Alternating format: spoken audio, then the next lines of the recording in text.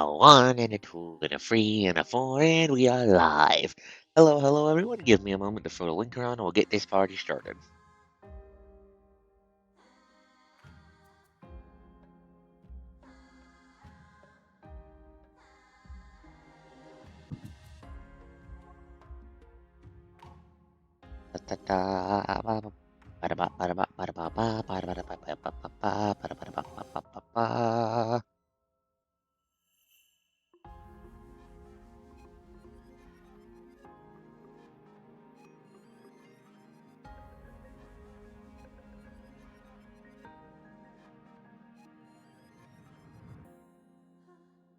Imagine a world.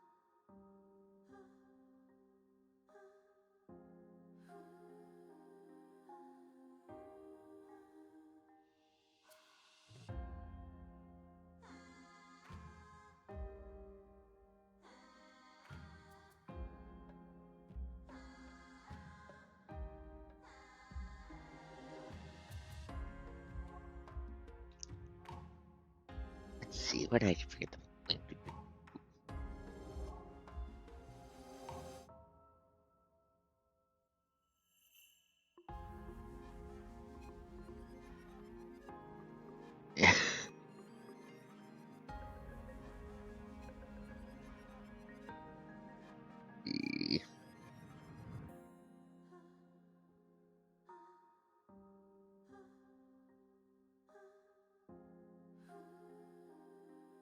Come on, blasted app. Work with me here.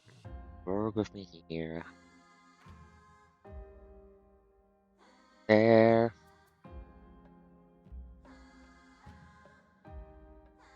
Name announcement.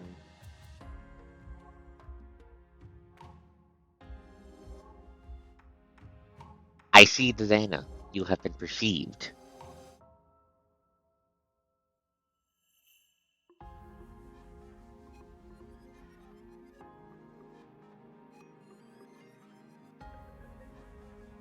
Oh, why do they keep hitting fucking eye out of the server? Okay, link thrown around.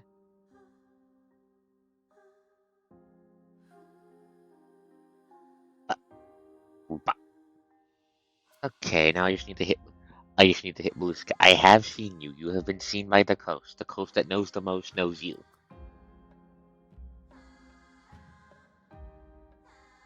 La boop, ba doop.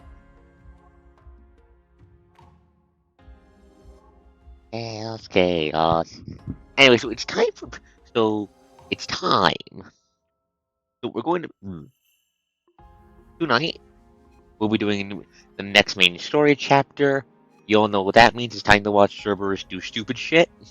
That's what you came here for. But more importantly,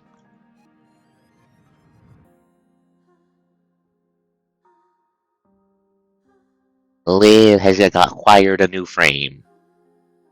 I don't have it yet, but I'm going to get my grubby little hands on it.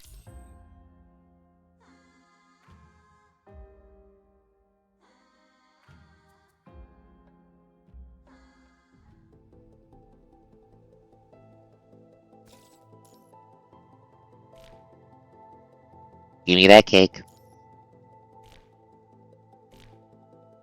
Good morning, Commandant. Good morning, Lucia. Anything yelling at me? First up, we do have the daily, so I have fucking Sheeran to do the main story for. Because we kinda need Sheeran to do main story stages. Mon, what the fuck? Mon, what did you do? Mon, what did you do? What did you do?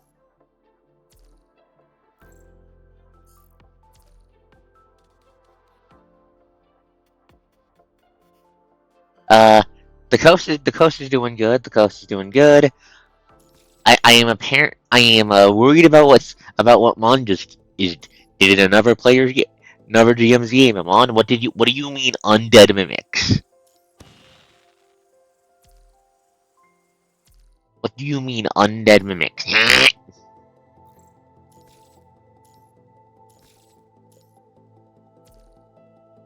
That sounds like an exceptionally bad idea.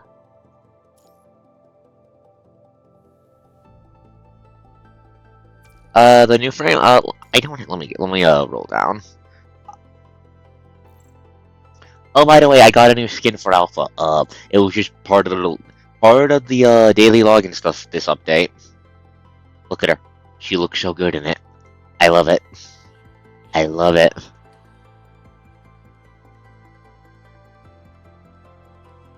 Anyways.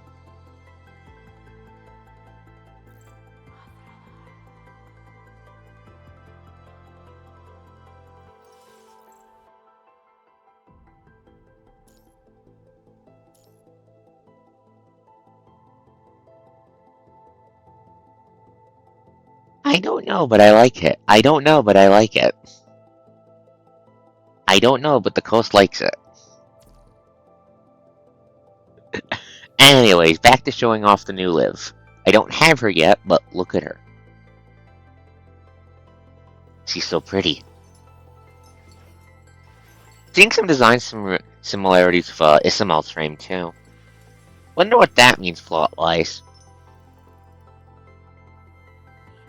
Slowly raises a finger. Do not be fucking Imperia 2.0. I am not going through that again.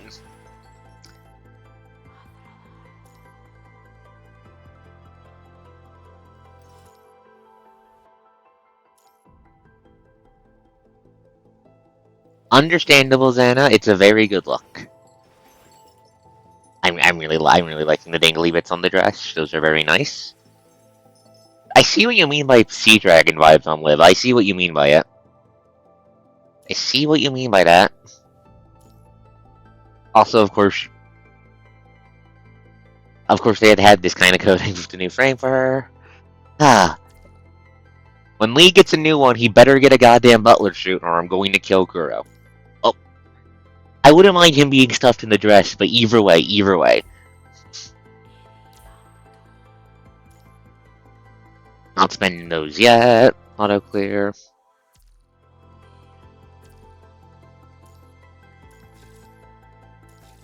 But okay, next up. Okay, PPC, what are I going to do for you? I just need to do what? Like, that. No, I did that. Need to do that. Debating if I finish PPC live tonight. We have a new event boss we have to hit with a stick. I don't know what her shit is, but she's called Melanoe. I'm pretty sure that's a Greek terminology, so Xana's about to lose her shit. Understandable, Mon. Have a nice day. If you find any, send it my way. If you find any, send it my way. Now, where did I just put my goddamn lake? Oh, that's okay. That makes sense. That's where I first heard the name. I knew I heard it somewhere else. I just couldn't remember where. Anyways, okay. Let's see. Fuck it. We're gonna do. You guys want to see the tutorial for Liv's new frame? You're in the wrong. Okay. Tutorial stages. Lightning attacker, dark flow effects. Radiant design. Okay, standard attacker buff.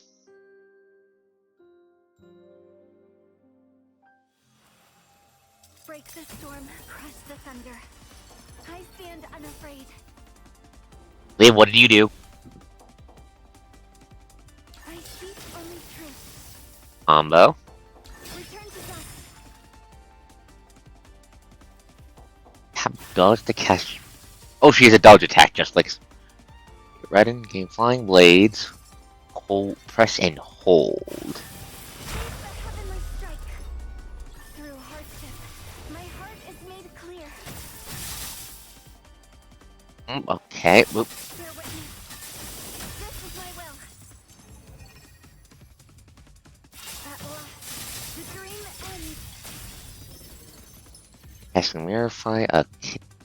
stage 2. Okay, what does this do? By heaven and earth, I bring you new life. Mm-hmm. Tap Through signature. hardship, my heart is made clear. By heaven and earth, I bring you new I life. do like how they're giving the characters multiple different playstyles with the newer frames. I do like that. I do like that. I'm also liking the dodge attack. It's very useful. Just hello enemy, eat lightning bolt from like half the state. Like what's the range on this?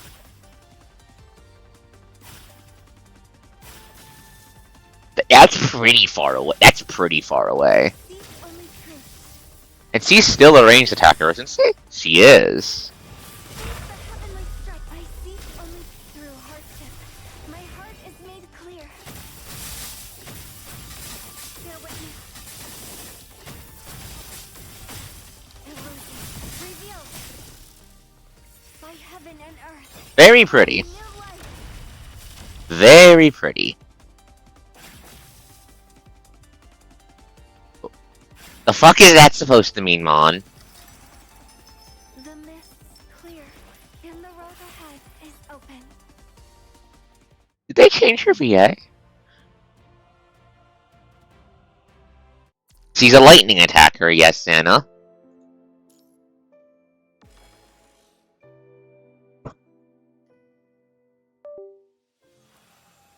Break the storm, crush the thunder. I stand unafraid.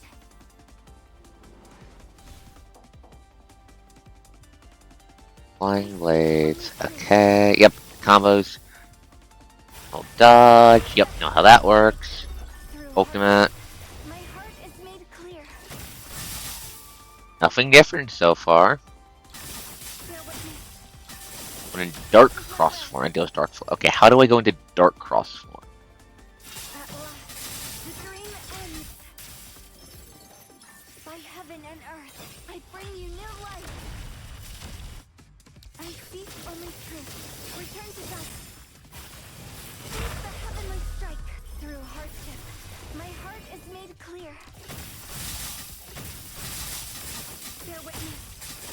This is my will. By heaven and earth, I bring you new life.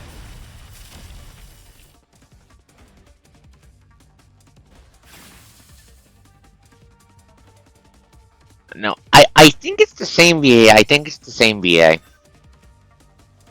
The VA sounds this. I think it is the same VA. She's just talking differently. I think it is the same VA. She's just talking differently. The mist's clear, and the road ahead is open. I'm not sure I like the implications of that, because the last time they pulled that sort of bullshittery was Plume, Lotus in the Plume, and we know what the fuck happened to Lucia during that. So that's kind of concerning implication wise. Okay, so how do I do her dark flow bullshit?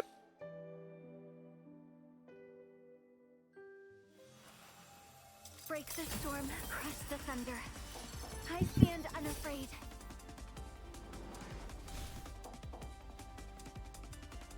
Red. Okay. Yep. Seek Red. only truth. Red orbs. The heavenly strike. Tapping Cinder. Okay. Well, 10 stacks does. Okay, if you have 10 dark flow stacks, it does dark flow stuff My instead. heart is made clear.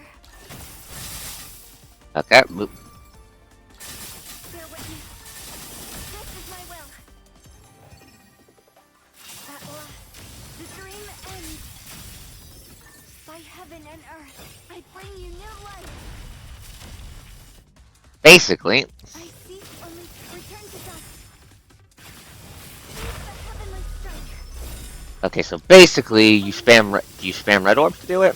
Return to dust. Through hardship, my I was trying to heart figure out is the made hell clear. the thing works, but Bear witness. This is my will. By heaven and earth, I bring you new life.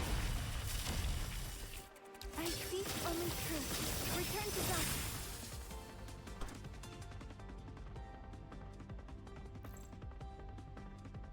Bug.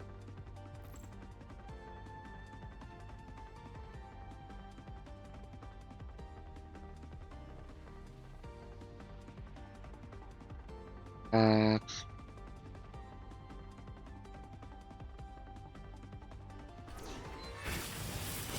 heavenly strike.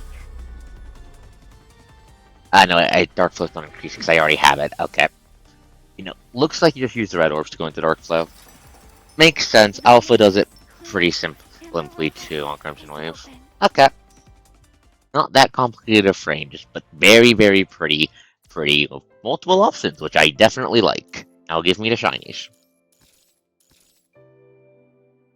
And of course they locked the event. Of course they okay, 50. I don't have her, so I can't do the challenge stages yet.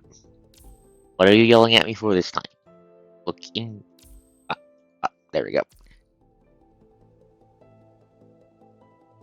Yeah, no, I'm pretty sure it's the same voice actor. Let me check. File. Voice actor. Rihanna Knickerbocker?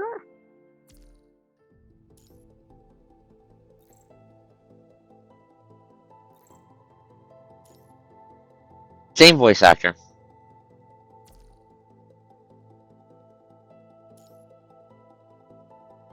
Either they just flat out changed her VA for all of her frames, or it's character development stuff. Not sure which yet.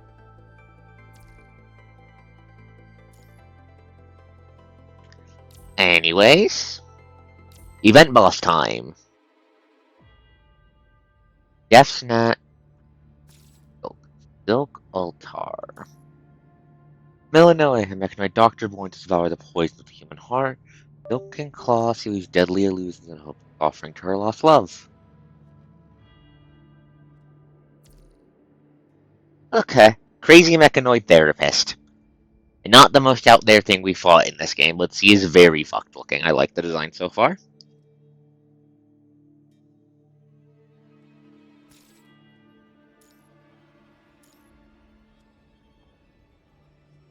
Alright, I forgot the update. Alright, I also forgot. I got a new coding for Luna. Hold. I got a new coding for Luna as well. From the one of the events. Complete full weapon coding. It makes her look like something out of ZZZ. It's very nice on her. Don't know what it looks like in gameplay yet. We're about to find out. Limited event. Deathsnet. Let us deploy to Luna and do all our health in like 5 seconds, because Luna's good at killing things. Finish your tasks. I'll handle the rest. She got a new skin.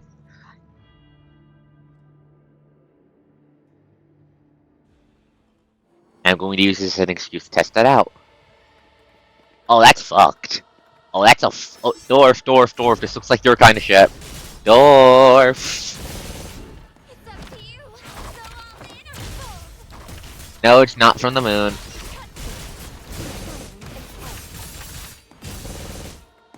Look at this gal. She looks like your kind of shit. Anyway, just to the part where Luna kills her.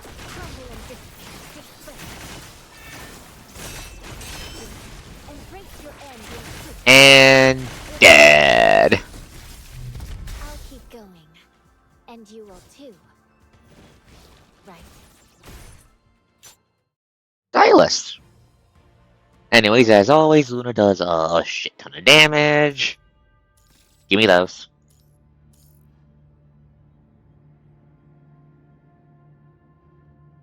I have to question the why is the therapist robot's legs like that? What is the purpose of giving the therapist robot stabby legs, or did she do that to herself? Was that a thing she did to herself, or was she just built like that? Because if she was built like that, I have concerns. Devs, I'm going to hit you with rocks. Devs, I'm going to hit you with rocks. Why are these not in order? I'm going to hit you with rocks later. Luna, kill.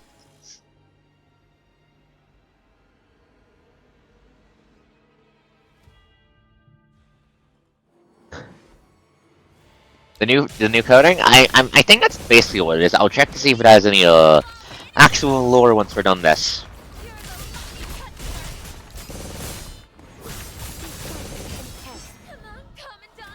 Anyways, Luna, please kindly delete her health bar again.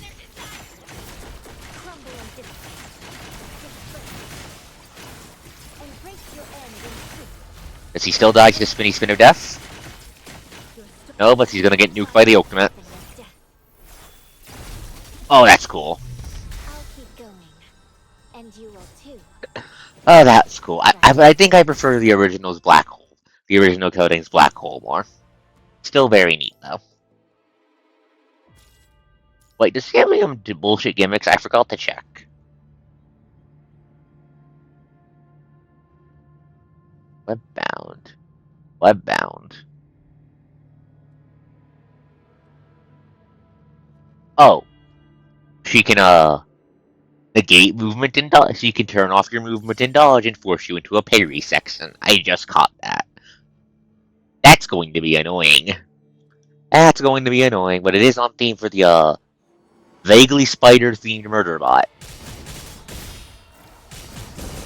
up to you. Go all in or fold. You're the lucky customer. Come on, Commandant. Anyways. Crumble in distance.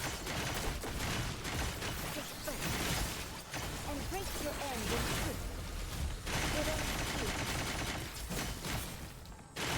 Use the final symphony of death.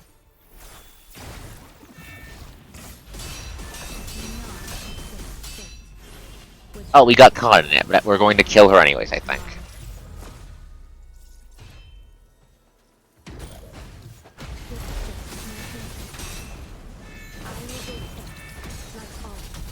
There we go. Let's go. Come with me on a whole new path. Hi, small. Head pat, head pat, head pat. Give.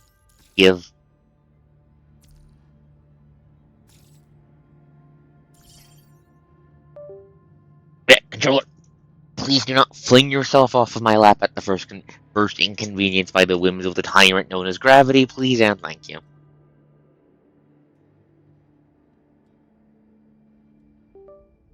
Okay, but I'm definitely liking this boss's design so far. Very nice, very nice. We need more enemies that look like this kind of shit. 10 out of 10 monster design.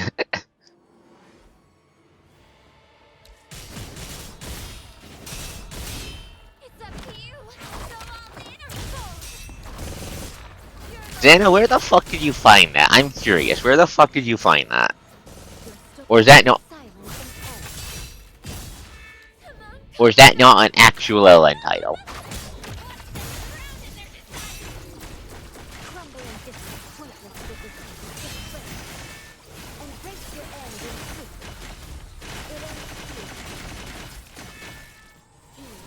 It does now that you mention it, Dorf. It does.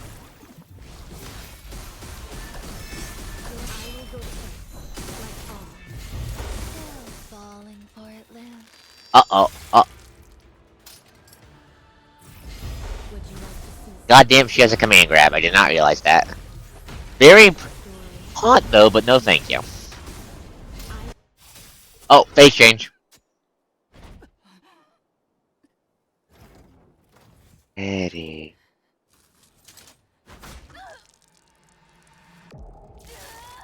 Okay. Is that a sword? Girl, why did you have a sword in your chest? Oh. That's observer bullshit. That's an observer bullshit, I have bullshit. Why does she have one of those? Why does she have one of those? Why does she have an observer eye of bullshit? Game, why does she have one of those?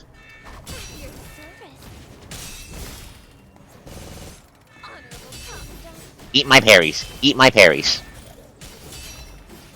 I'm gonna parry you until you explode.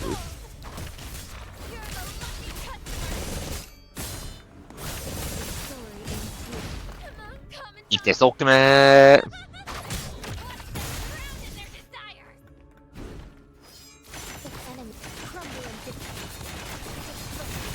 Either this.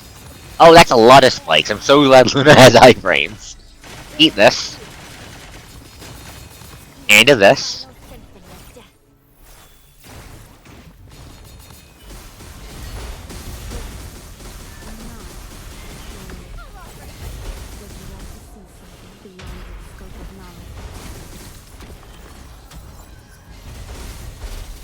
There we go. Dodge attacks for the win. Come with me on a whole new path. Okay, why does she have the Observer Eye of Bullshit? We last saw that back during McFucking Lee's chapter, but I'd recognize it anywhere. Literally called Plot Weave, I just noticed that. Literally called Plot Weave. Okay then, video game.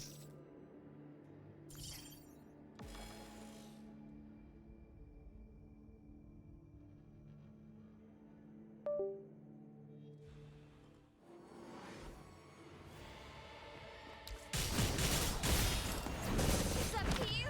Go all in or fold. You're the lucky customer. You're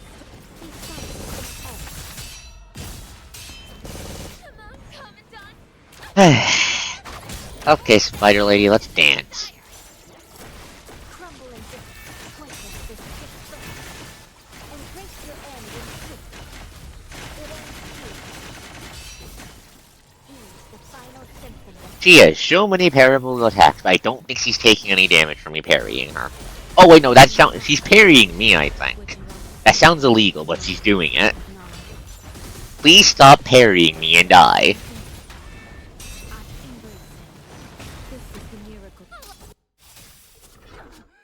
Face change, draws her sword, immediately gets punched.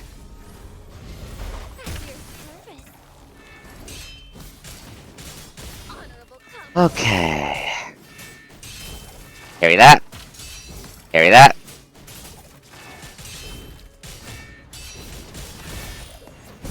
Spider dance, spider dance. I mean, she is dancing alright.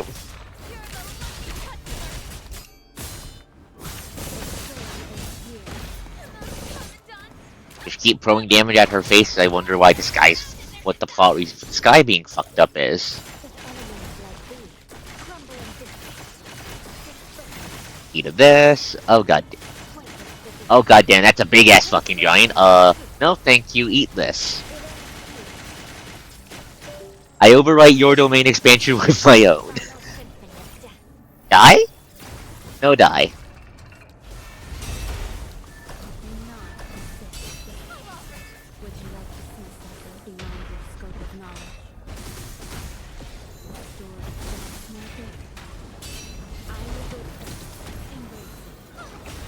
Eat this dropkick. Where'd she go? Doesn't matter, full screen ultimate, go. Okay. Oh shit.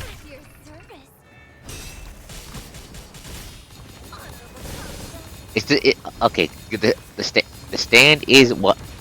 Why is my movement? Oh, there's scoop. What? Oh god. What's that? I don't like that. Ow. Oh, that did big damage.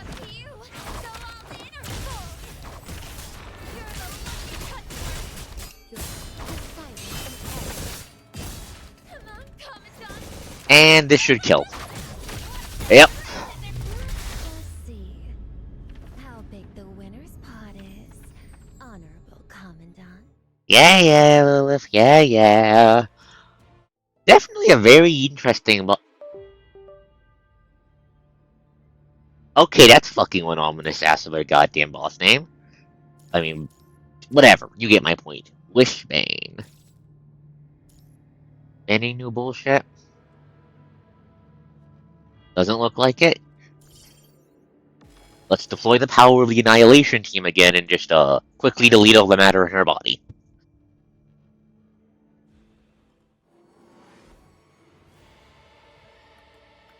I just realized that looks like an egg in the background.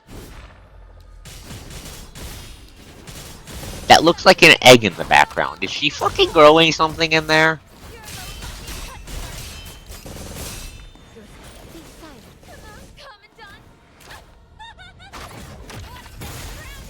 Oh, that is not a lot of damage. Oh shit, that's not the character I meant. That's not the character I meant to grab. Oops, I meant to go with Luna. Restart. That looks like an egg. Is she growing a god in there? Girl, are you growing a god in there? Girl? Girl? Girl, do not stab me while I'm asking questions. Are you growing a god in there?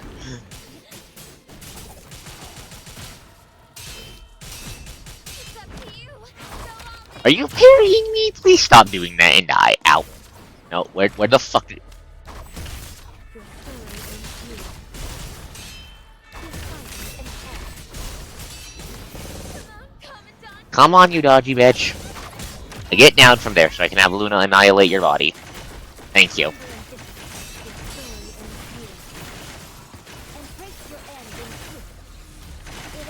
Eat this.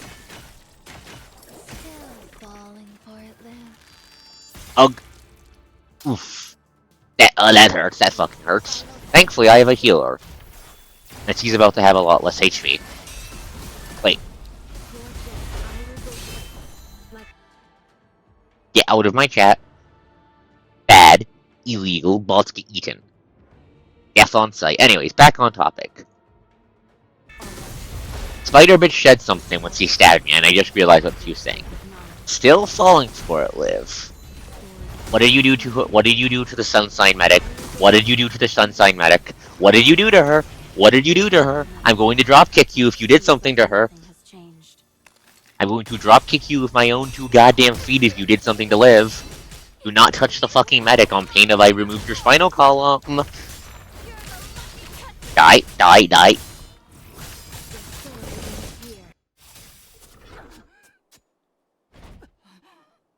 Yeah, I just caught what she said when she does the command grab.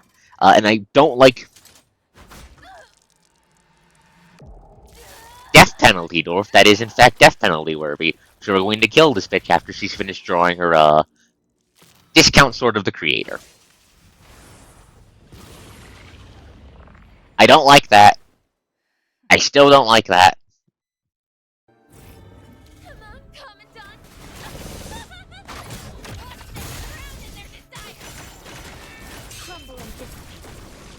Very good question. Very good question that I don't like. I can't answer that question. And I don't like the fact I can't answer it.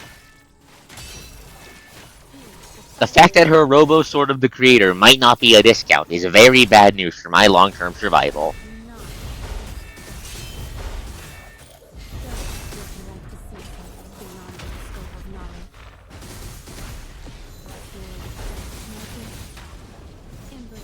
Eat this dropkick. And this.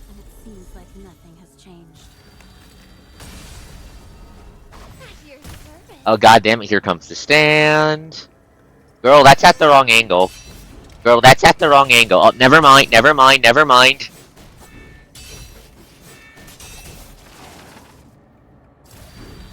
At giant laser beam? Nice try, too slow.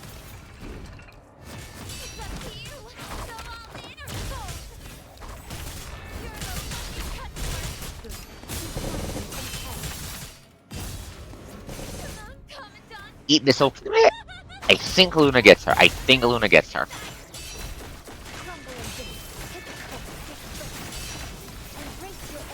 If he stops swinging around like Spider-Man on crack. She is... Okay, let's see. Die? No die. Ismail, finish the job, please.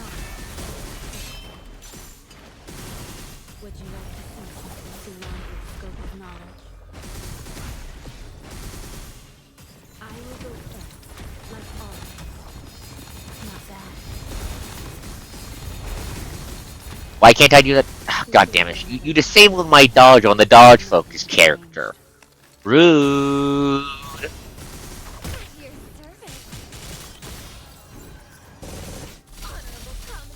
Killed her mid-attack. Wait. Did that attack do damage to her? Is that why she died? Because I don't think that was enough damage to kill her.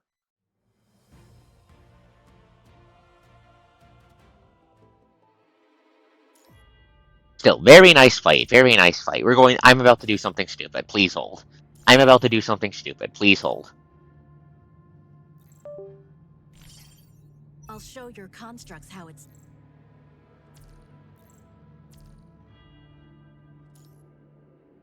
Alpha kill.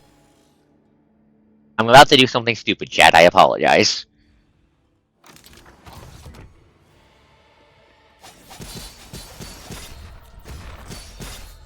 Weak.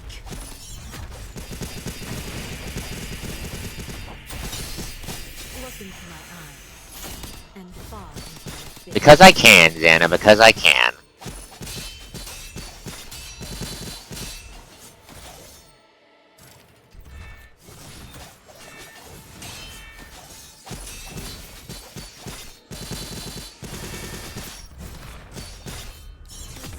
Weak. The flames of the abyss. Keep this judgment cut.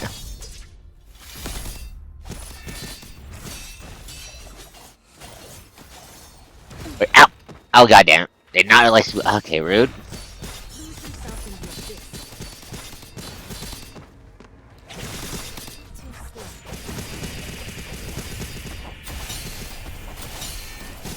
Look into my eyes and fall into the abyss.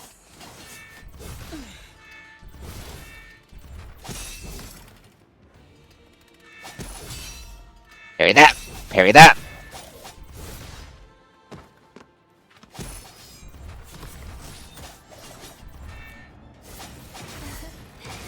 Touch the bait again.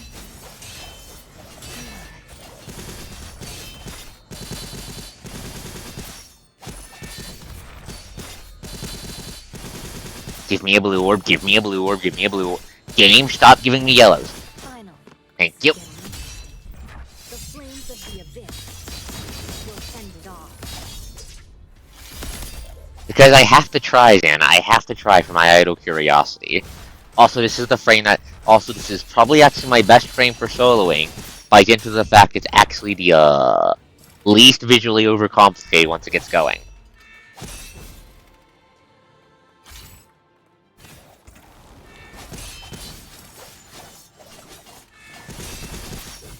In addition, she has multi-hits on like every stage of her attack, making parrying relatively easy. Finally, this is getting interesting. Still falling. Ah shit, and dead. Yep. Oh no, that's not the button I meant to press. That's not the button I meant to press. Okay. So in theory I can do it, but in practice that's probably going to take enough of the stream that you guys will get bored and leave. So I'm not doing that. I'll do that in my off time. But no. But I did choose Crimson. Yes, that's why I chose Alpha. That's why I chose Crimson Abyss. Crimson Abyss is relatively decent. It is pretty decent for that, actually. That's why I chose her. I'm pretty sure it was with Crimson Abyss I managed to kick Fenrir's ass most of the times I did it. Speaking of Fenrir, I'm stalling. I'm stalling because I know who. Because timelines. Huh? What the fuck do you mean, Celica? Tap a chapter, view quickly. Character. Bookmark.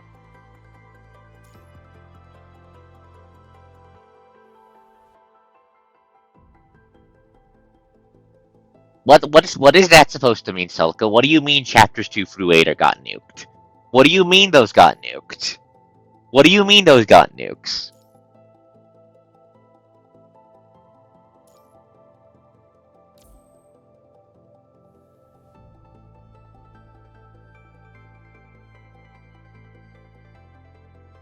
Wait. Is this... It has one to do the goddamn... It has one to do with the goddamn funny roguelike modes?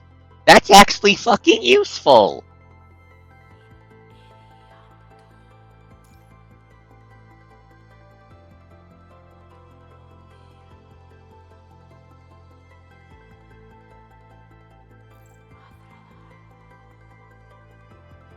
That's...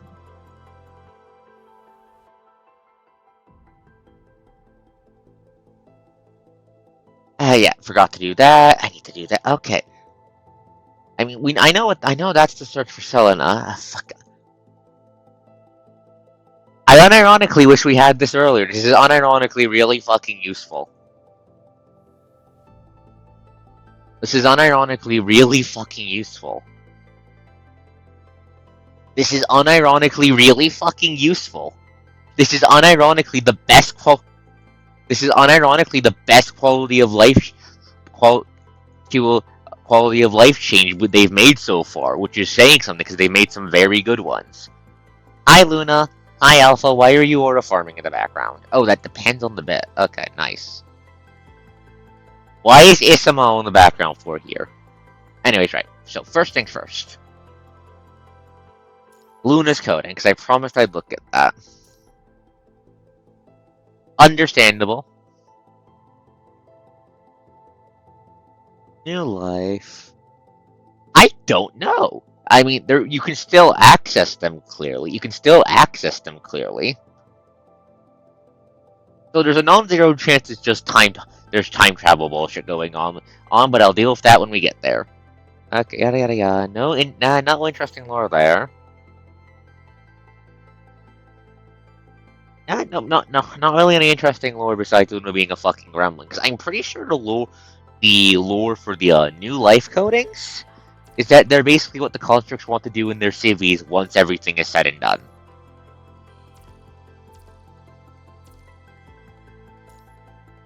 Anyways, right, one more thing before I go back to poking stupid racing betting thing. Yeah, did I do good? Did I do good? Fuck. The answer is no.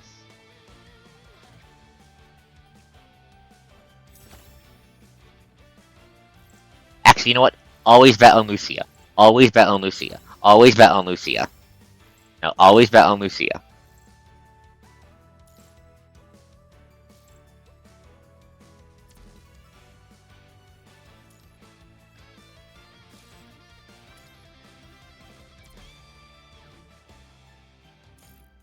Anyway, store.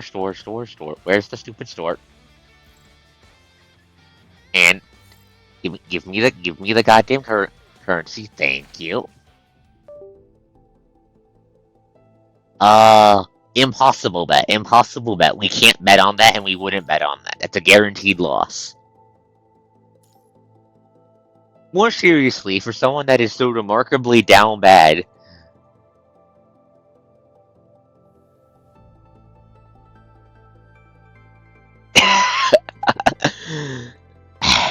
of course that's the take you take from it. But, you know, unironically, this is so fucking useful. This is so fucking useful. This is so fucking useful. Now, chat, question for you guys. After we do Chaos Unsnarled, do you want the coast to go back and, start poking the side content, the alternative interpretations, and, some of the other things I missed, like, Reverie of a Whale?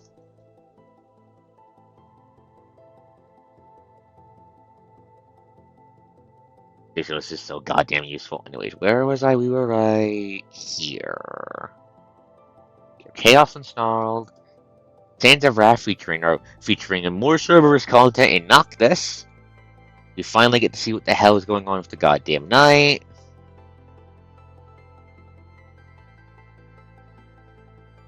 Then Lamia's chapter, Cradle Break. I've heard this one is a goddamn doozy. This one is flat out part of the main storyline, so we'll have to do this one when the time comes. Autonomy's chapter, Q's, Hetty's, Luna's, Youth Support Force Girl, Hong Ying's next chapter, Wansi, Lucia. Never side thing. Never floating record on the Punch Girls. Nanami, Isamo.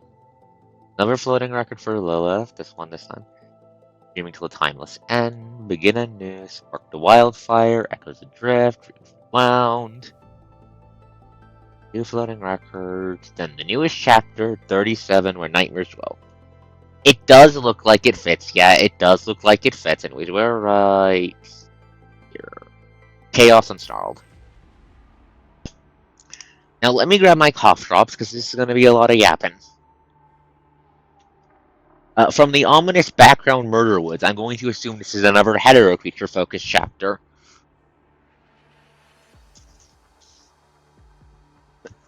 I'm going to assume this is another hetero bullshit focused chapter by dint of the horrible background woods that, chat, I'm going to be real with you.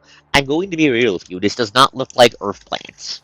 I don't think trees have a.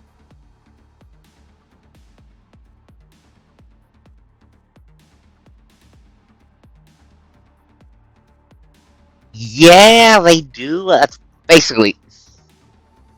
We know that the hetero bullshit is supposed to be a threat to the entire whole ass ecosystem. So I'm assuming this is more hetero bullshit. Like, this is just it trying to replace the entire fucking biosphere. Like, we can see punishing red here, here. It's there, but why is so much of it purple? That's a good question. Why is it purple? The virus is red. Why is this purple? The virus is red. Why is this purple?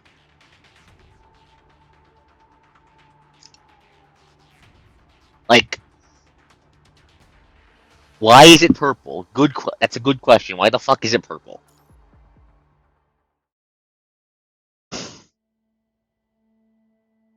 New virus. I didn't know. I don't want second virus. I don't want second fucking virus. We're having enough. We are having enough problems with first virus. We do not need a second fucking virus. Please, you've doomed us, Aldorf. The white snakes. The white snakes. The white snakes through the place. Contrary to what she remembers of the place, however, this place doesn't have that same wall clock that tells her exactly what she needs to do. Oh, wait, I think this is 21 having a flashback to the, laboratory she was raised in, or is she and Vero just visiting it to burn it down for shits and giggles? The clock here doesn't play all the lyrics she remembers by heart until it strikes 6, and it isn't until the clock strikes 7 that her mobile medic box circles around her. That light on her medic box, the only flickering color besides the white, can be seen. That's the little guy she always has with her.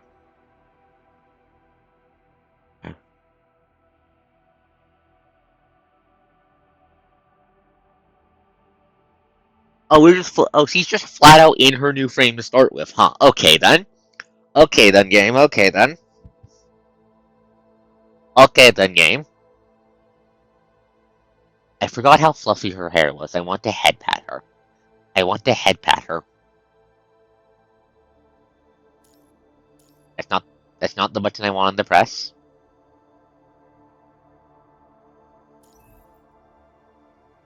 Huh.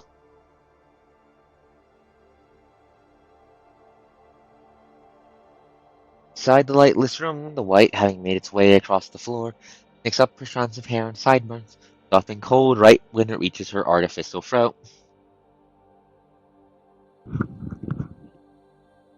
Ah, there we go. Is my microphone better? Beyond where the white stops is a boundary formed by a black restraint, past which the white cannot traverse. Wrapped in black is a white girl, sleeping quietly and reminiscent of a half-finished machine that's yet to be activated, as the machine making adjustments to her restraint works way around her. Right on the other side of the observation room is a pair of eyes that's intently reading every single line of her data through the one-way glass.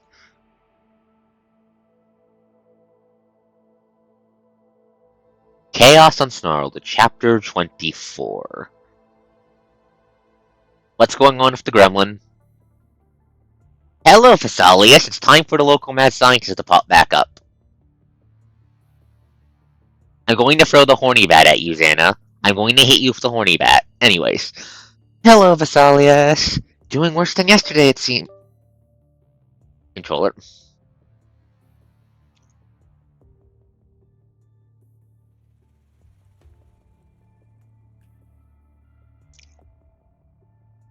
Okay, I say you would have a point, but I'm going to just be very blunt.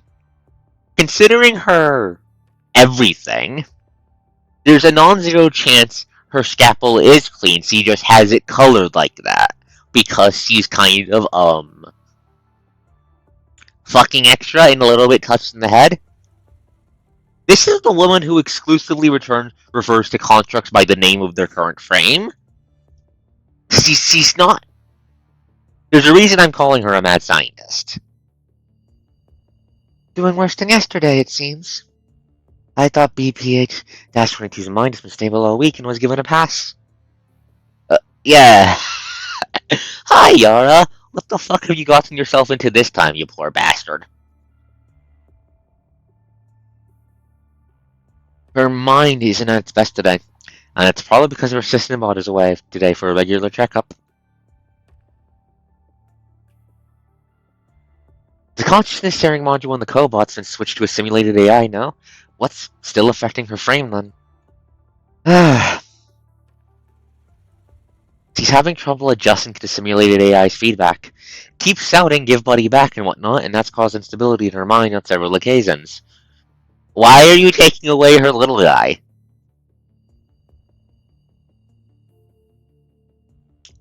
Which is why I put the original consciousness sharing module back in the cobot as soon as he starts doing science compatibility with the frame. Smart man, Yara. Smart man. What does the crazy bitch say? Because they wanted to make it easier for her to get used to the new frame. So, this is how you treat her, huh? Like a kid. Why do you look disgusted? It's working. Aside from making this frame more powerful, they wanted her mind stabilized more than anything else if memory serves me correctly. And the fact that the cobot shares her memory to a certain extent is what's causing the instability that we're seeing in her mind. Wait. Are they fucking tapping? Hold up. Hold up. I recognize that. Hold up. Hold up. They're tapping the same precedent, they're tapping the same, fuckery TM that used to cause, Lucia and Alpha Zama used to have 500 issues per second when they were around each other. And technically, they still tend to have issues when around each other. TM but they're tapping that again? Huh. Just because I'm not the project lead here doesn't mean I'm going to sit around while you squander our resources on experiments that are going nowhere. No, that's not what it is. See, I had to put the original consciousness sharing module back in the cobot, but there isn't a port of mind for the new frame and the cobot to connect to each other. Which means he can vaguely sense the cobot, but won't be able to connect to it, which means computing power won't be shared like it did before. Nervous, Yara now speaks twice as fast as he usually speaks. You aren't going to tell me this is what he needs to feel better, are you? Well, see, desperate times call for desperate measures, yeah? He's not wrong! He's not wrong! A construct's mental well-being is very important for, adapting to new frames, keeping shit from breaking, keeping them from defecting to ascendants, and killing 50% of the commoners on the field, things like that. Basilius, please don't be an inhumane bitch in response to this. She's going to be an inhumane bitch in response to this. How old are you, Yara? I beg your fucking pardon? I applied the horny bat to the dwarf. The way you carry yourself reminds me of some innocent teenager. What you say and do only reinforces that impression. Caring for the mental well-being of your patient is. Girl, do you even know what the Hippocratic Oath is? Do I need to pull out a fucking doctor's handbook and start reciting the Hippocratic Oath at you like I'm trying to exorcise a demon?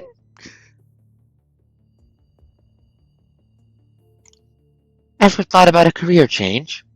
I think I like it here the way things are. The data isn't looking favorable, then just optimize anything and everything that's an issue. I understand that BPH-22 is your brainchild from research, which is why you were signed as the product lead in the first place, but I still need you to know your place and refrain from being carried away.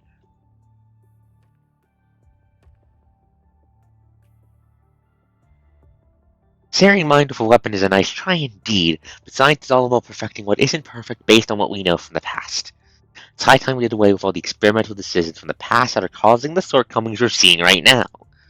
The way I see it, you're treating BPH-22 like an artificial baby with her umbilical cord still uncut, which explains your lenience towards her failures thus far. I don't like where you're going with this.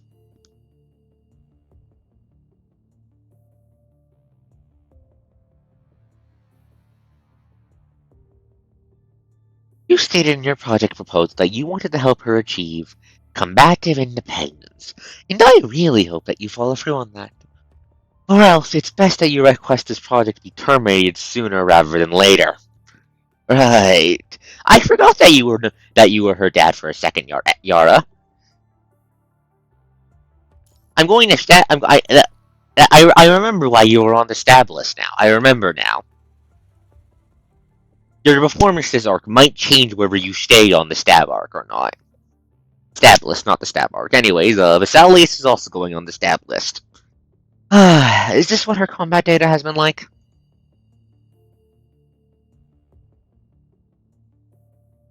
We're seeing significant improvement in the new frame as opposed to what we saw with the old. Her mind had only lost control 3 times, and we were able to stabilize her with the restraint every time she lost control. Seems like this frame is still a far cry from being put to combat then. A small improvement is as good as nothing. You were going to wow us with an improvement that we have never seen before, no? Vesalius, you stupid bint, you stupid idiot. You make the big improvements by stacking a shit ton of small improvements. 99 times out of 10. That's how it works usually. I want to hit her with a baseball bat.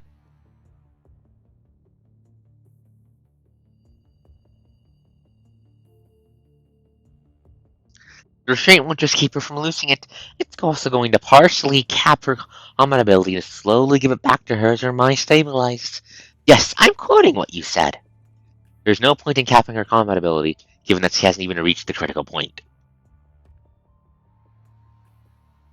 Many people need a visit from Liv, is what you're saying, Xana. Understood. Well, I never thought this would be a godsend anyways. She's all yours. Just keep in mind that the deadline is fast approaching.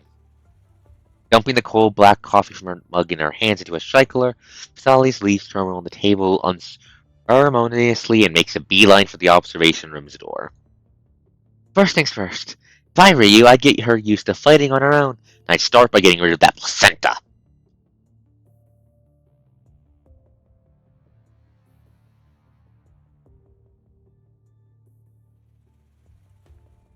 Salius points to the terminal sitting next to Yara before vanishing around the metallic door. Yara wakes his monitor up from sleep, which now displays options for activating the AI module in the cobot. Yara stops in his tracks with the cursor on one of the options.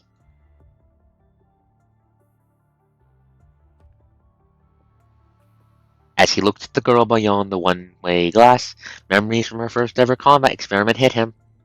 Are you having remorse for turning your daughter into a construct, you son of a bitch? You better be. Good, Yara, let the show begin. So is that one-of-a-kind frame you're so proud of?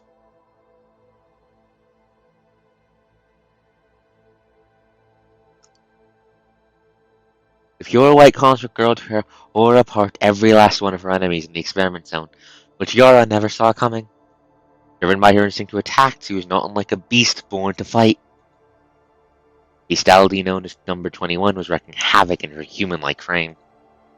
It was bestiality that could be no purer. Newborns tend to be strongly impressed by what they first encounter in life, and such impressions usually leave them unfathomable influence in ways not immediately obvious. Her days spent doing nothing daedalus did not help her grow up as a human newborn. Reborn as a construct and having gained her senses, 21 was immediately accustomed to fighting endless battles out of instinct.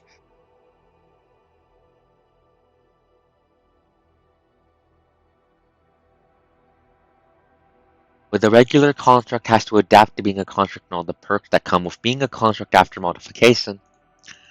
Number 21 had to dig through her bestiality to find her humanity. Am I pronouncing that right? Estal Estaldi? Estiality? Is it supposed to pronounce bestiality? I'm not sure how the fuck you pronounce that. Find your humanity. On a modification, technology for constructs has been put to many a battle on large scale. The influence of the mind of constructs far surpasses public knowledge.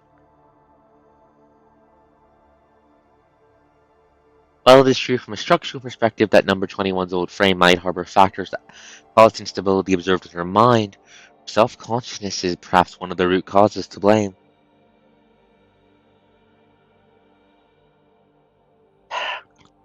Self-consciousness, huh? Yara knows full well how business is connected in Kurano. Working on the facility is to the firm believer advancement inevitably comes with sacrifices. Kurano would not hesitate to prioritize research for many things that are still the subjects of debate.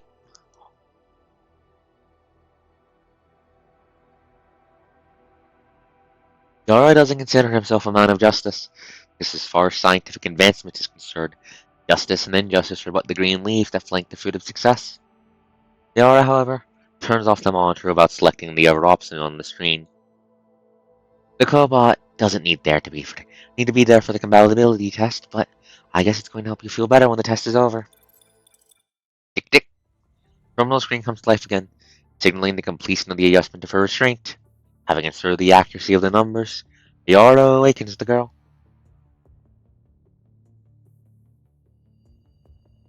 We're done for today. With it, number 21 opens her eyes. Previously sealed for visible security, number 21's left eye no longer needs to be shared between her cobot and herself, and has therefore been replaced with a prosthetic eye that adds to her compatibility. So that's why it's mismatched. I thought she became an ascendant, to be honest. I up the numbers in your restraint. Feel free to set yourself loose at the test. Are you feeling anything out of the ordinary? No. This is different from the restraining collar they put on me at the Research Institute. But it's not that different. I didn't pass the experiment, did I? I did see that the new frame seems a lot more perceptive than the old. Might not be completely free of restraint now, but it's likely that number 21 has overheard his conversation with Phasaelius just now. I wouldn't say you didn't. It's not Buddy's fault. Buddy, oh, you mean the cobot? This new body, it isn't like a human body. It's different from what I thought. 21 shakes her head, the ear-like devices over her head jiggling a little as though it's picked up something. This frame came out with the best experimental data out of all the frames you've been matched with. Either a human or an animal. And it's just like me. Says 21 as she lowers her head. A few moments later, she raises her head once more. I still want to smell like humans, though. Because people want to throw me into the garbage yard if I don't. They're afraid of me, and I know that.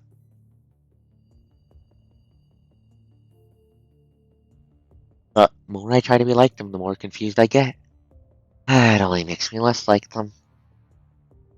I've never had a human smell, and I always knew that. I'm going to hug her. I'm going to burst into this lab, set Kurano on fire, then gently hug the wolf girl. So I don't dislike this restraint.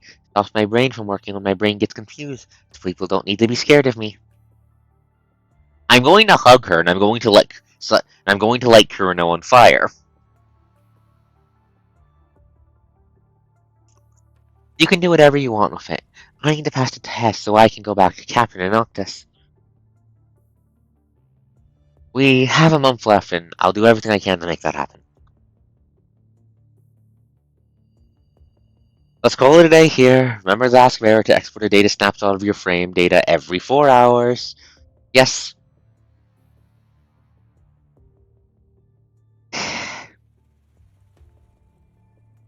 Three months later at the ad hoc military base on Earth. Oh, so she did pass the test? Vera!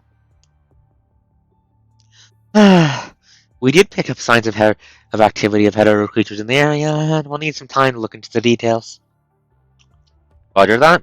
We also need to confirm whether you're in receipt of the supplies you applied for a few days ago. The system says the transport craft carrying them has landed there. We gave it a quick count just now and noticed that the construction materials are half of what we put down on the application form.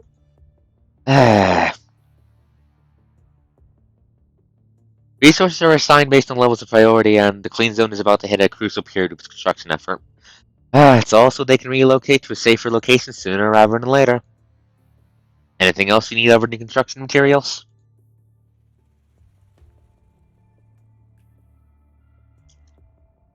We could really use a few hands here. Even for your fort will do. They don't need to be fighters, but they do need to know how to operate the machines we have here.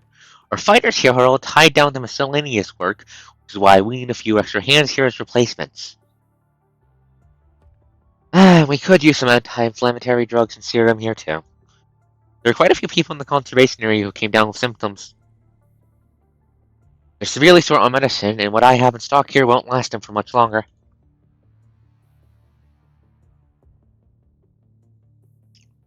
We keep getting reports on people that went missing from the conservation area. It probably has to do with the local hetero creatures, but I'm too short on time and manpower to follow up now. So on top of the few hands I just asked for, we'll need more people and resources for me to get around to helping the missing people. So Vera is capable of not being a bitch. Impressive. Well, let's see. Well, a squad from the Purifying Force is out on a mission around you. Will be passing by where you are within a few hours. They'll bring you the resources you need.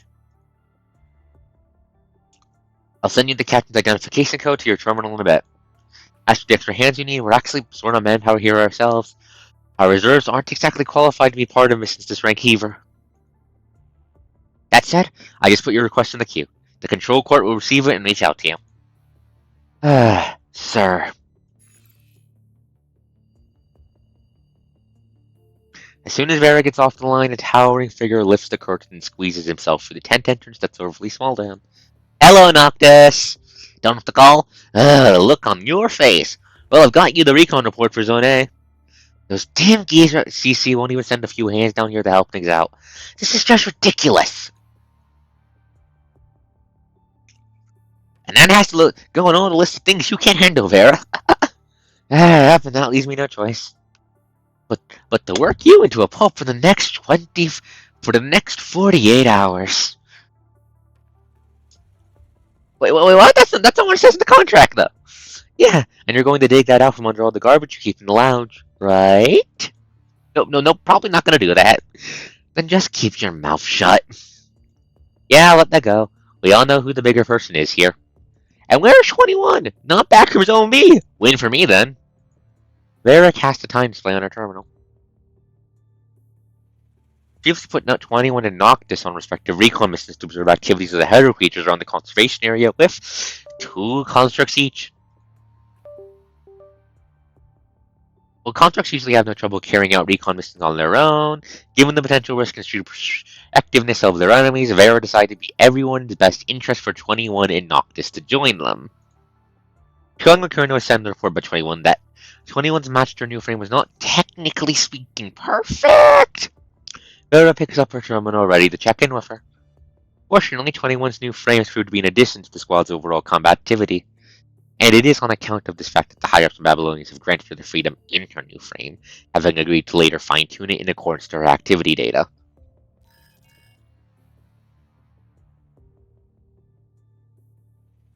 Right after Vera hits the dial button on her terminal, she hears the ringing of another terminal from outside the tent, and with it, 21 comes into it. Girl was literally on her way back. Good girl. Captain, and hi to you too, Noctis. I finished Zombie's recon with the other 2 people. And I've been back for God only knows how long. You gotta up your game there, kiddo. Just, well, we can totally go out now and try something different. Just don't cry if you lose again. Not going to do that. I'm not competing with a cheater. Excuse me, exactly when have I cheated? Fine to me, though. I died just entertaining you because you and Vera have been looking shitty these days. Let's get back to business here, people. This corner from Zone B seems to be missing data, 21. Walking up to Vera, 21 sees Vera pointing at a particular corner on the map. Because they said they were done. Were they? The constructs that were working with you? Yes.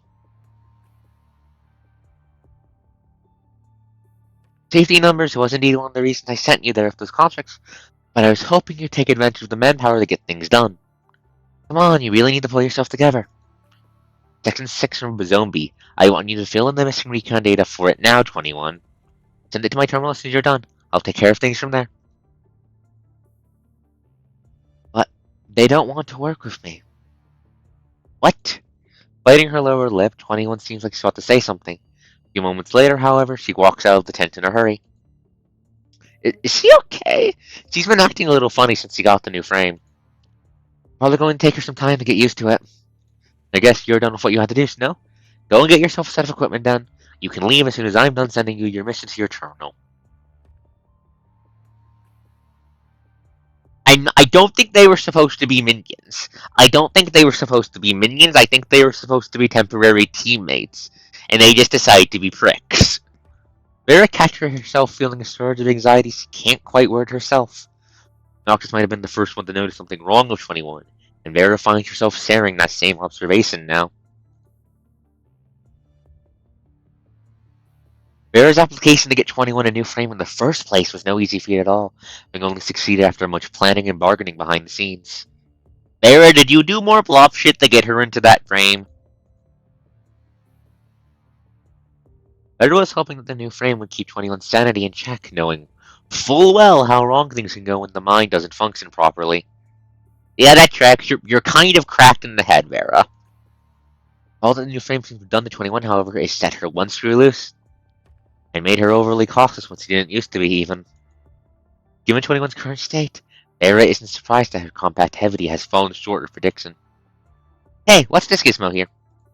Hands off my weapon case. It's the magnetic key to 21's restraint. Put it back now before you lose it.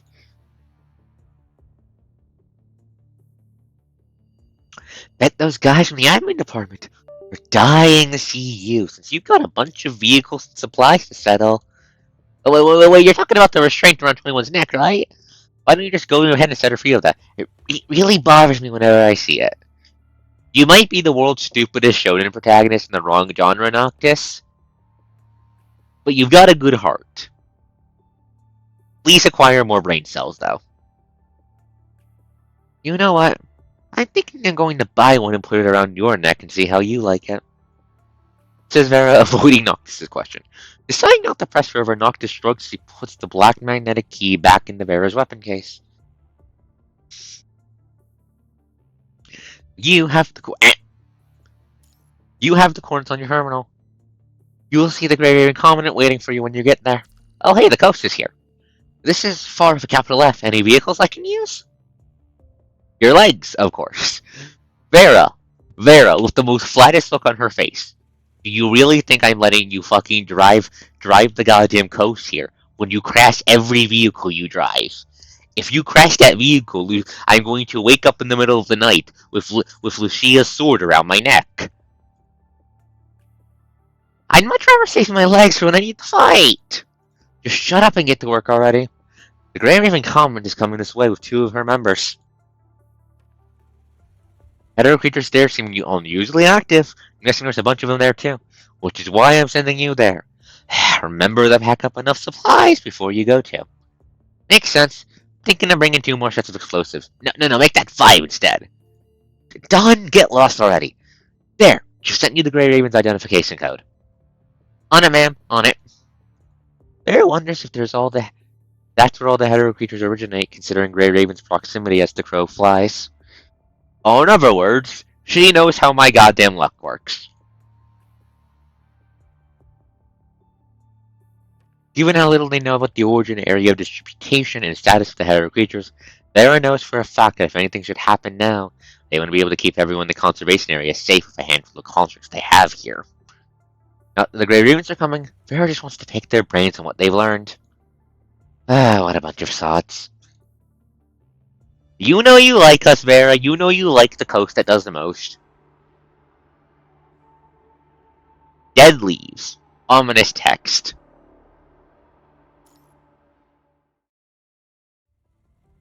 in the woods northward of the conservation area. Section 6 from Zone B. Over here, buddy! 21 turns at the electronic map on terminal screen at 450 degrees to make sure they're going the right way. Head pat. This is quite a handful, isn't it? 21 walks straight ahead. Her cobot gallops around her feet like a puppy having fun hanging out. But Buddy always understands me even if I don't speak to you straight from inside my head, right? Uh-huh, that's right. Lowering her voice, 21 mimics her cobot's robotic tone. And here we are.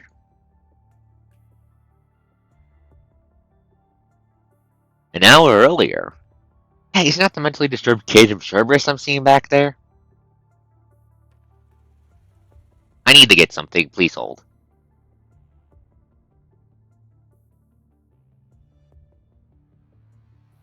Shh, keep it down. Apparently this one time she went on a mission where she lost after killing all the enemies, trying to smoke her own team. You also deserve this. You both deserve this. You're both fucking idiots. Fuck you. Be nice to the dog girl. Shh, keep it down. Apparently there was one time when she was on a mission, she lost it after killing all the enemies, and she just went on trying to smoke her own team. Luckily, the Grey Raven Commoner got there in the nick of time and contained her killing spree. Why hasn't the Purifying Force not killed her for what's doing what she's done? Some higher-ups let her off on the hook. See, that's how badass they are, the Cerberus. Which means, our lives are at stake here, no? Tell me about it. I swear to God, I would never come if I knew that Cerberus would all be here. I don't think we have a choice. We're essentially tools, and they get to use us however they see fit. She's looking this way. Don't look back. All done. Says 21 as she races her terminal for construct to see the data on it. She's just being a sweetheart. She's just being a sweetheart, and you're being rude. She's just being a sweetheart, and you two are being rude-ass rumor-mongering idiots. When I catch wind of this, I'm sending a goddamn report to Bianca to sit you down and have a nice long talk about why we don't spread rumors about our fellow constructs like that.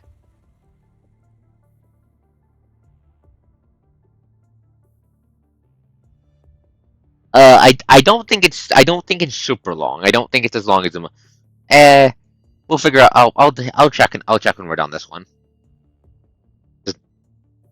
Alrighty. Sensing her footsteps, the construct can keep a safe distance away from her, like two cats whose tails have been stepped on. I want to pick her up and hug her. Stay away. 21 is no stranger to situations like this. She stops what she's doing, waits for the constructs to finish what they need to do. We're done too. Alright, on to the next one.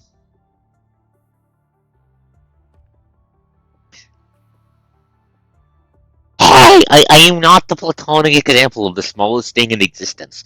There do exist people shorter than me. The measuring point, 21 aligns the anchoring point on terminal of the area's superscript. So I'm going to take a few minutes for the mission recon data to be filled.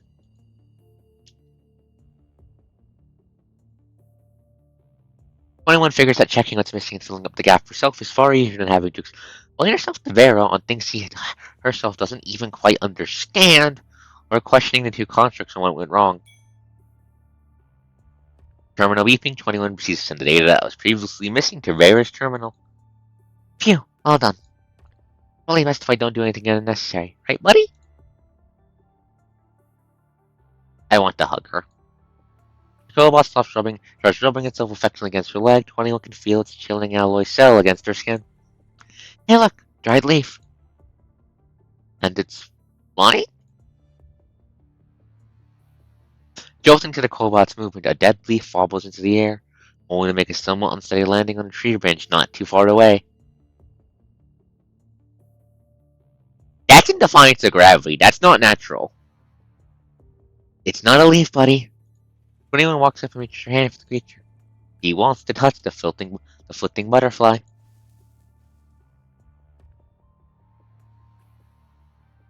Who the fuck are you?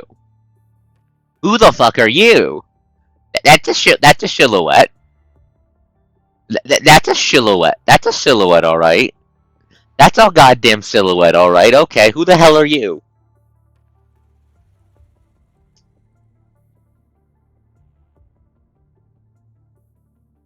Who the fuck are you? Better leave it alone, the kid is dying. Following a barely audible noise of cloth rubbing against each other, 21 hears these very words from out of nowhere. Who's there?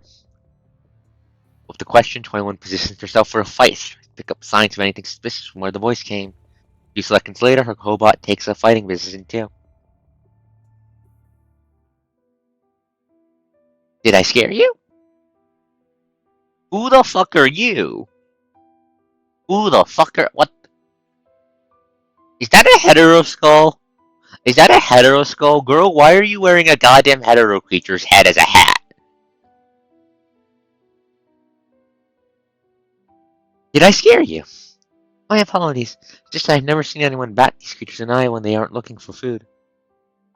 The stranger of a girl softly leans against a tree branch, her voice sounding so devoid of life that it seems that even the gentlest gust of wind would take her away.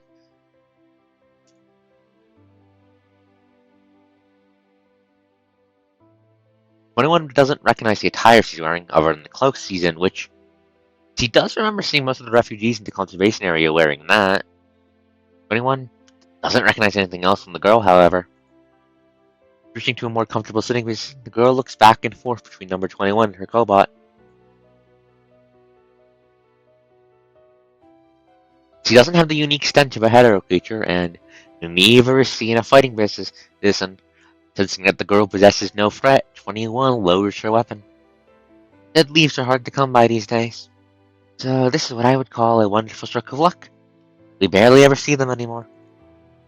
It's a butterfly and a kind of insect, that much I know. Is it dying? Yes. Butterflies live a short life compared to humans, and this place is no longer livable for them. Oh, I'll keep my hands off it then. This is the first time 21 is having a discussion with someone about things he's only seen in the documentaries. I'm still concerned about the skull on her head, which makes her interested in the girl in front of her. So, who are you? Are you a construct too? Construct, right, that's how you'd call someone like me. But I go by Canon here. Oh, I go by number 21. Number 21. Which squad do you belong to? I don't belong to any of you.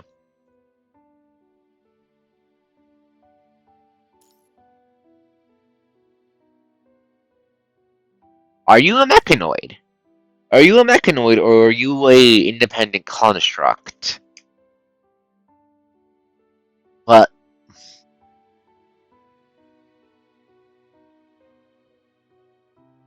I'm not seeing any major signs of being mechanical, which speaks to her probably being pretty high tech.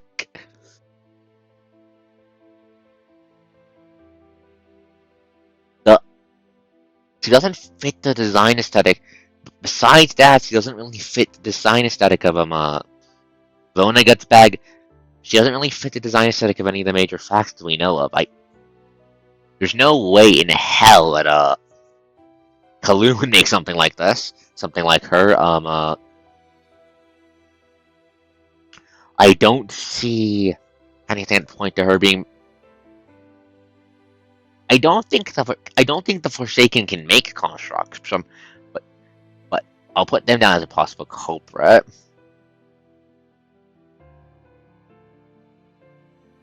Can wait. Is that her? Yes, that's why I wondered if she's possibly a mechanoid. She could be a mechanoid. Let me double check something.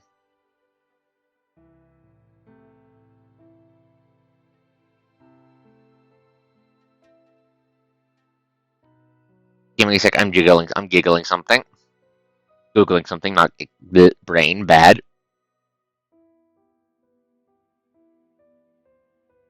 TV tropes.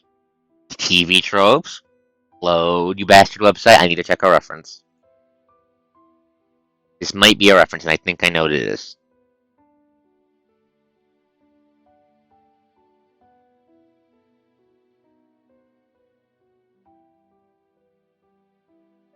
Ah, I wonder if you're a reference to Digimon Data Squad, because you kind of remind me of the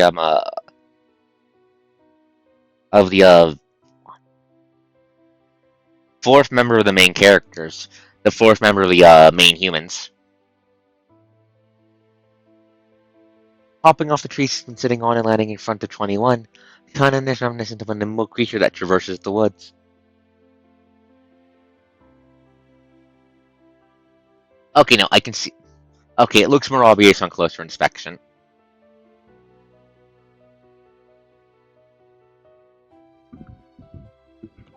Okay, that's obviously a mechanical skull. Okay. Yeah, the name reminds me of them. Name reminds me of them.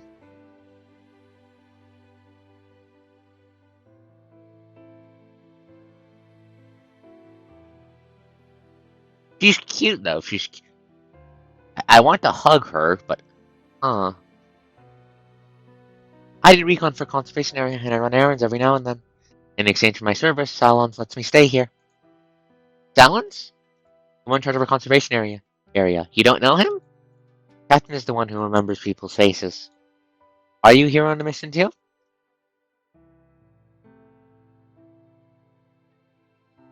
You've probably heard about all the people that had gone missing here, right? I'm actually off duty now, though. I like it here when I'm off duty.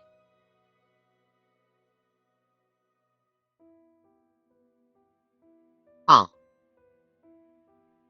Yeah, you see why I have the vibe. You see why I feel that vibe.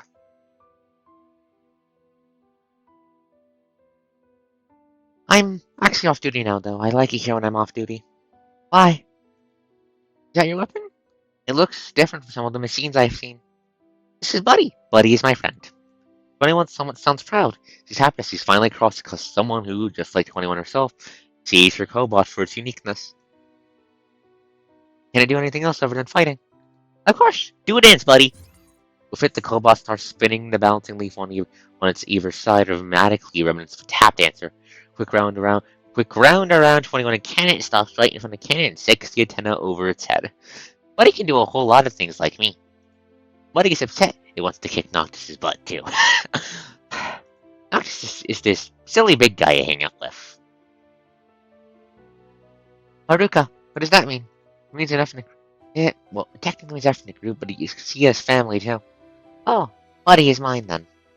Uttering the unfamiliar word of Haruka, 21 erases her intonation on the last syllable and unintentionally the corners of her mouth. You. Haruka does sound good. Ooh, teach me a few more words. Well, how about Sinka? Simply put, it means forest.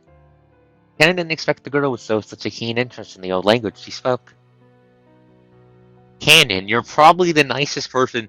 You're probably like the fifth nicest person she knows now to her, and like the vast majority of that listing is Vera, Noctis, the Coastmandant, her city-ass dad. She's decided you are friend-shaped. You are going to be befriended. Yes, 21 deserves more hugs. She deserves a better life. And she deserves a friend. She spent year after year hiding language as part of who she is. Oh, just so she would have no trouble communicating with people.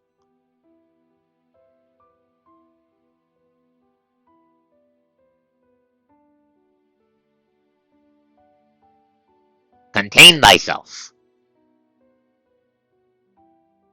The infinite wars her elders always speak of return to a finite, but still extensive nature reserved at the end of a golden age, where people still speak in their native tongue.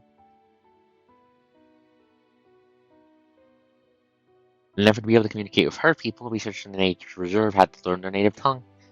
Anna herself never imagined she would have to learn the language from the world outside one day to be able to live. Life as a vagabond never lacks surprises. First conservation area was she only spent a short time living. Anna remembers people there seeing her as an ominous outsider, but they, just like Kanan herself, were outsiders too. Inga sounds good, but I feel like Haruka sounds better. hug.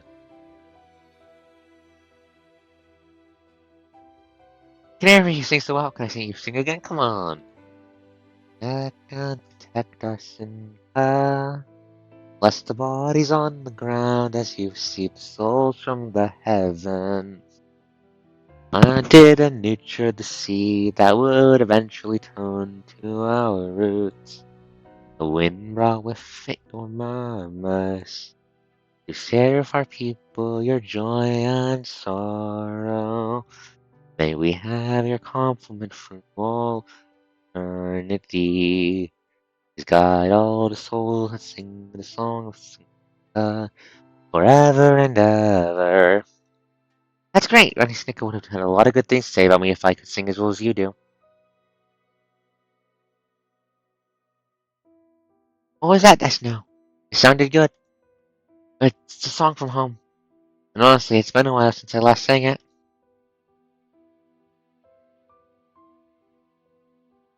You said Sinka in your song, I heard it. Does that mean you live in the forest?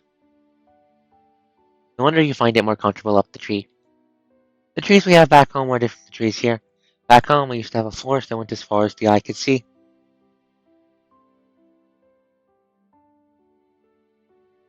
I'm pretty sure it's a fictional language. That's why, Xana.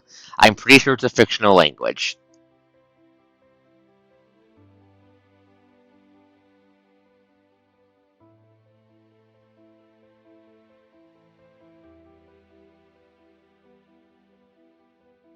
Trees are trees. What's the difference? As 21 scratches her head, her cobalt makes a confused noise too. Sinka, this is what we call our forest. It accepts all creatures, the air, the water. And when you're in her arms, you don't feel lonely or scared, even if you're just briefly on your own. You feel from her feel her from the soil we stood on, the aroma and the wind. When I was a kid, stopping cold, Cannon says no more. Never mind, I just don't want to bore you with all the yada yada. I don't feel bored. You're a monkey at home. I've seen monkeys on my terminal. They were stringing around eating lice off of people. Monkeys? We call them tonkan in our language. What about wolf pups? I see them all the time on my terminal, but I've never seen real ones. Custody is the word we use to refer to baby wolves. They're only active in certain places, though, and I've only seen them twice myself. Young wolves don't usually go around on their own because their pack keeps them safe. That's exactly what I've seen on my terminal. You look kind of like them. Or are you a worshiper of Custody? I look kind of like them? You mean my ears and tail? At least I won't go crazy. I must be in a frame that somewhat looks like this. Go crazy? It happens when I see Captain and Noctis get hurt. Something from headaches, but there are times when I don't know why. It just feels empty and heavy in this frame. I said I hurt my friends when I went crazy. So Captain got me this new frame. They're going to dump me in the garbage yard if I go crazy. Captain Speaker that you talked about. I bet they're important to you. Yes, they're my Haruka, just like Buddy. Makes sense that you'd be sad when they're hurt too. You don't want to hurt your family, the other family, Len. That's so, but I call other people my Haruka just yet. Well, relationships can be complicated indeed. When hunting with Grandpa Kengar this one time, he told me about this taboo way of hunting. So what you do first, you catch a Len chick. Len is a kind of bird, by the way. You attract the chicks in it to attract their parents. Lens are smart and they fly really high, and that makes it difficult to catch them when they're going with your regular tools.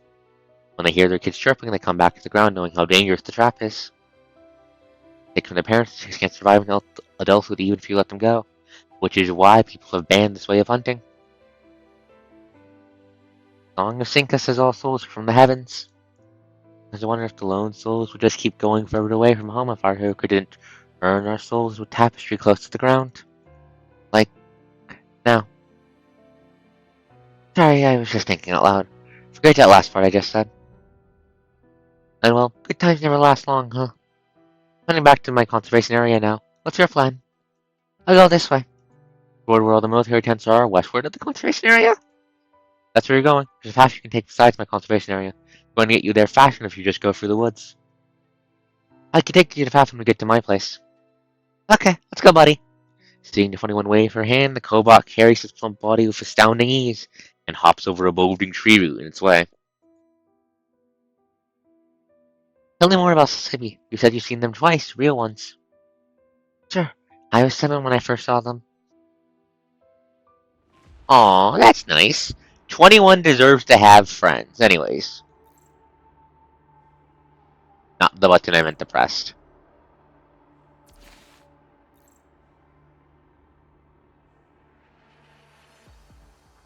$15. Looks like roughly 16 bits long. Looks like 16 bits long. But ooh, it's nice to see that 21's finding a friend. Heterounity. That doesn't sound good. Where the fuck is my water bottle, actually? My throat's kind of dry tonight.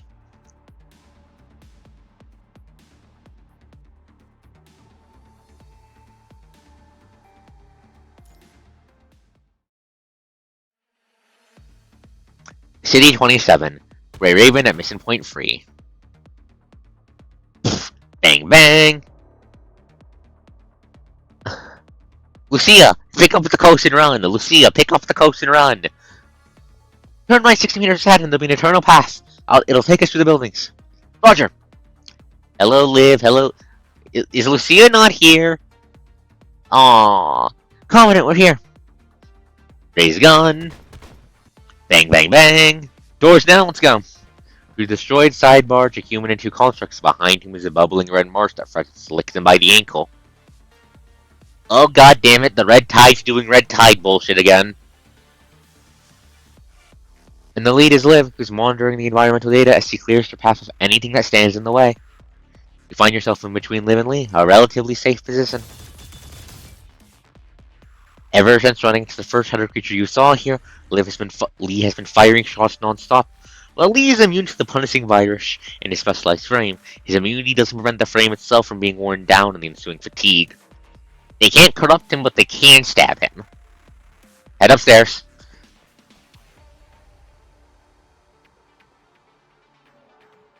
So you rust their way up.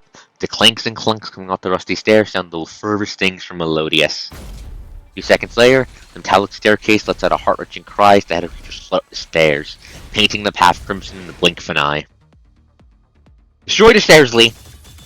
No hesitation, Lee switches his composition armaments to rifle mode in a split second before firing a barrage of shots that lands squarely on the staircase's point of application, and sending it crashing to the ground. So, the way room staircase plummets to the bottom, full of the head of the creature still on it. When to halt, you take a few deep breaths to soothe your pounding heart. I miss Lucia, chat. I miss her. What's the situation, Liv? Floor we're on now. I haven't picked up any other hetero creatures yet in the building, but the biggest bunch in this area is the bunch we just ran into, right under our feet. We caught the attention of the bunch of many enemies along the way, so it's highly likely that we're looking at a bunch about 20 to 30% bigger than what we detected at first. Lee speaks from where his staircase is snapped, looking down at the bunch of hetero creatures engaged in seemingly meaningless behavior. Every last one of the hetero creatures wiggles its body towards the second floor, apparently still remembering that the prey they are after is up there. Fortunately, however, there's nothing for them to make their way up. Might be able to get rid of them with the ammo I have left, but there's no telling if we're going to run into a bunch this big again before supplies arrive. True. Let's fuck it, wait them out. Try to circumvent them, but let's stay put for now. Don't let your guard down. Copy that. Lee lets out a long sigh. It's likely that something else weighs on his mind now, since he isn't the one that complains about missions, no matter how difficult they might be. I miss Lucia too, Lee.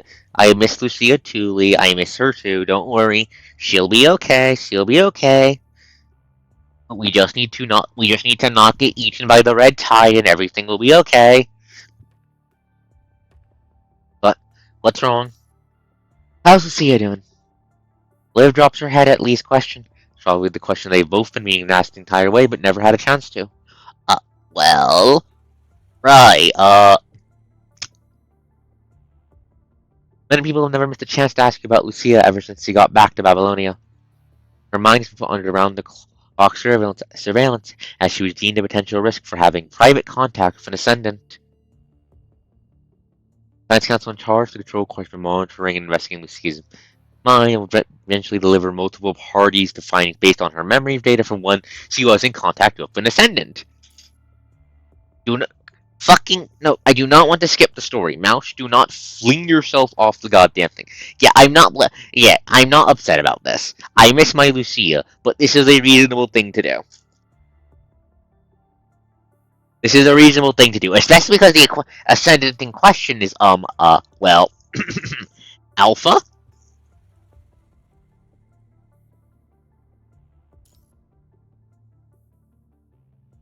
Yeah, so multiple parties will get the data. Makes sense.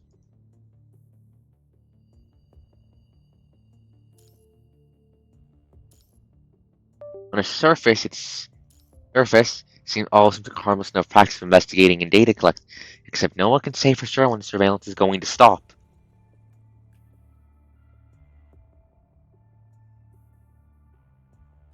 Having experienced what they call benign surveillance firsthand, you, for one, know for sure that being watched around the clock poses no less stress than the battlefield itself does. Yeah. I swear to fuck, if Kuruno kidnaps Lucia, I'm going to kill them all.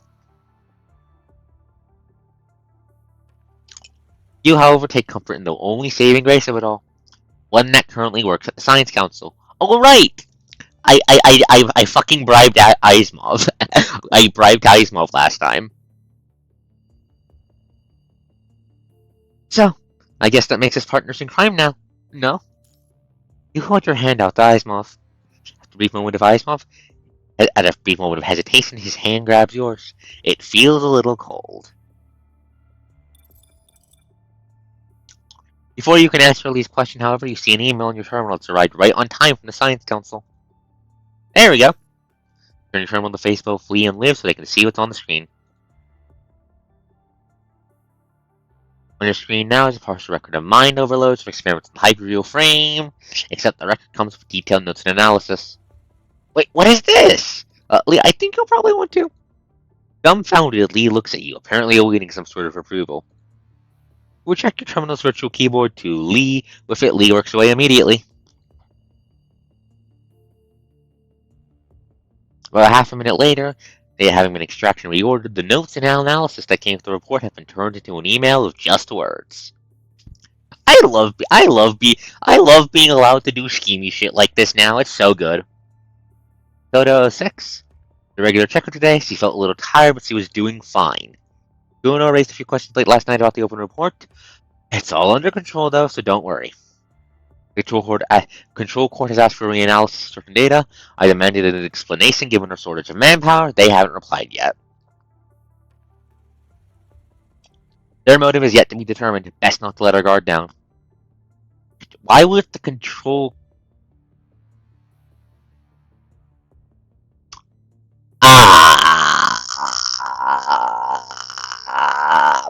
Fuck!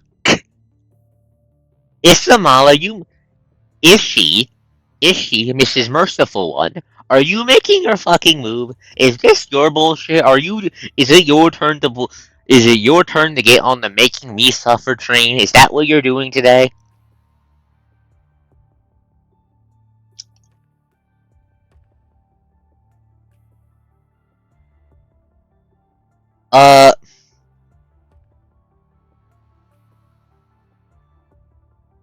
We gave him data. The coast gave that man if I remember correctly, Coast either gave him the data we got from Bianca during that whole clusterfuck of her new frame, or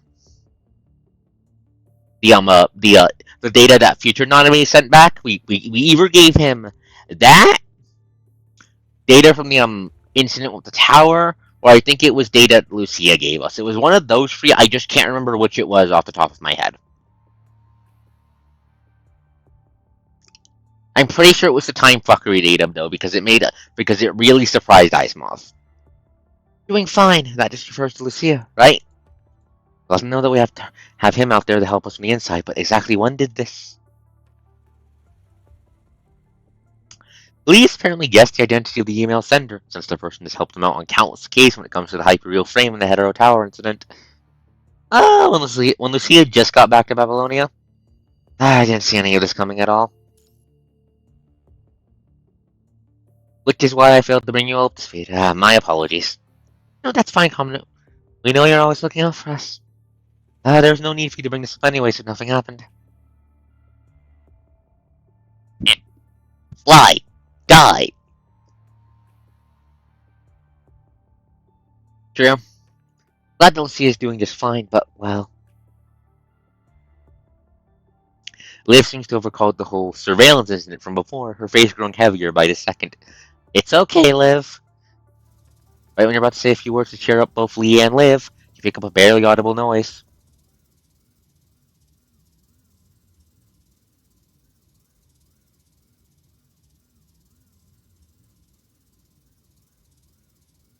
Oh, I don't... Oh, no, there is in fact a noise there. I don't like it. You keep your eyes closed for 2 seconds, and through the silence you hear something you describe as a metallic object being pulled lengthwise or twisted.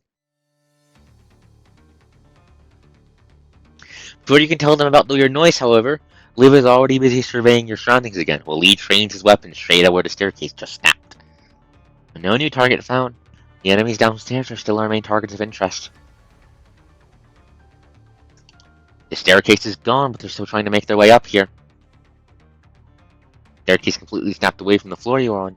You can't even begin to imagine how these headhunters should ever be able to make their way up here when they literally lack the cognitive ability to do something as complicated as this. In character codes, they evolved it, of course.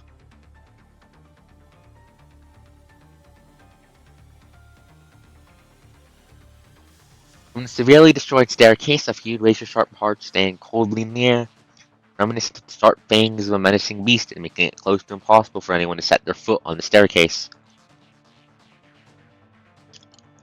It now lies lopsided against sand and gravel, making its tilted surface an almost unscalable hill.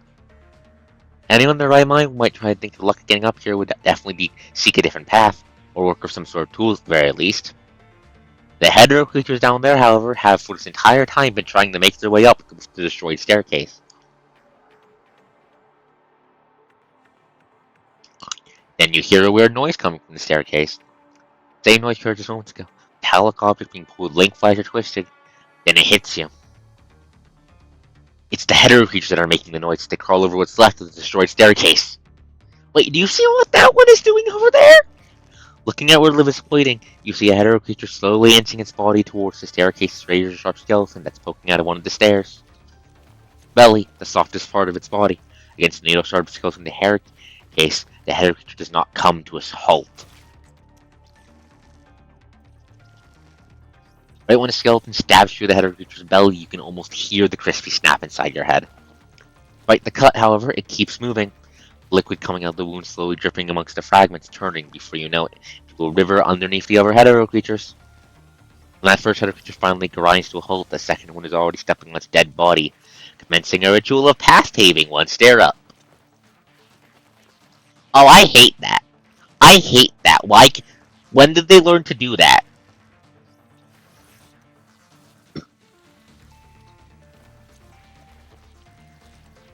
When did they learn to do that? Excuse me? When did they learn to fucking do that? When did they learn to pile their... When did they learn to do that? Excuse me? I don't like that. When the hetero creatures are unable to set their foot on the destroyed staircase, they can now safely do so with the corpses of their own kind underfoot. I don't like that! That is a major cognitive leap through out of nowhere. I don't like that.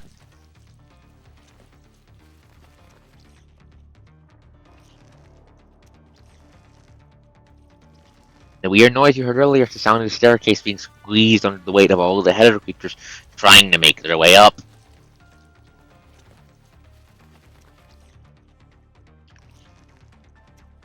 Flashing past your mind at a moment like this, however, is the story of the Tower of Babel. At the same time, you see yourself as the very god who can't wait to topple the tower. We aren't safe here. They probably won't ever make it up here. But I think we should leave just to be safe. Copy that. Calculating evacuation route. We'll take another 30 seconds. I do not like that, chat. Half an hour later. Done scanning. We're safe for the time being, except we don't have a good geographical advantage here. I'll keep scanning our surrounding stuff in case of anything. Thank you, Liv. Don't mention it. And thank you, Julie. Taking out those little fries is nothing but a cakewalk. I was able to try out the silencer on my composite armaments. Silencer on my composite armaments, too. We'll send you a request for search and optimization once we're back. Sure thing. So, what's our plan now? Liv, can you pull up the mission info we've gathered so far? Let's go through what we already have first. Sure, just one sec. Liv works away on her terminal and arranges the projections in a layout in which they're all simultaneously viewable.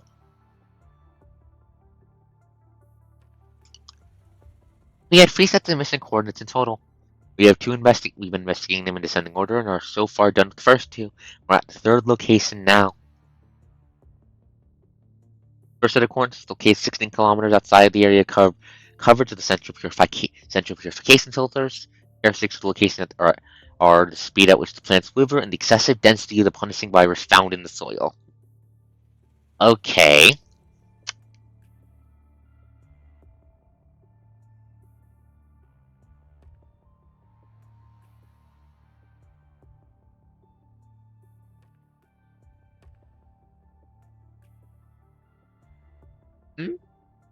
I hugged the Xana. What's the issue, Xana?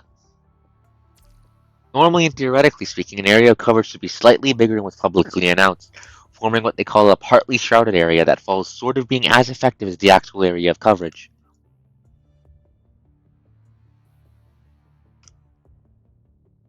That makes sense as an actual tech thing, yeah? Tech doesn't just stop. That's not how things work. I just double-checked and confirmed that the CPF close to this first set of coordinates are still functional, which is why it makes no sense for the punishing virus to be found at such high density in the partly shrouded area. Right? Not to mention that the hetero creatures there are tougher than the ones we usually have to fight.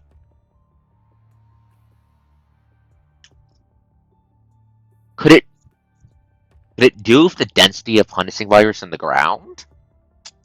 Because, like, the CPFs are basically giant air filters. They filtered the punishing virus out of the atmosphere so people don't die.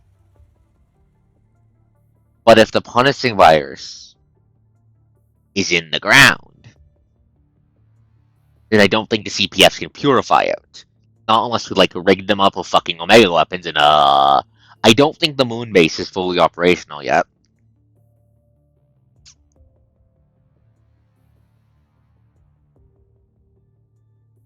Understandable, Xana.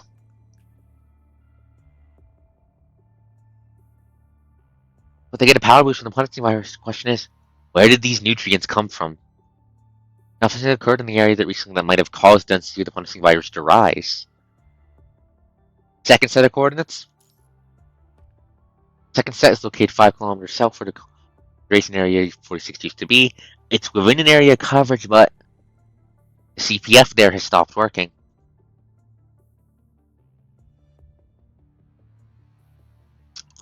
Punishing was no longer the dense there by the time we got there. It was 7 kilometers southwestward of the conservation area instead.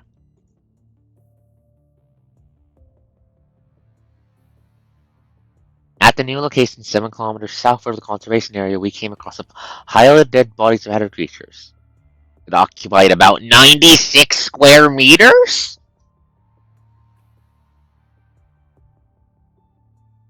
That's like, that has to be like fucking hundreds of them.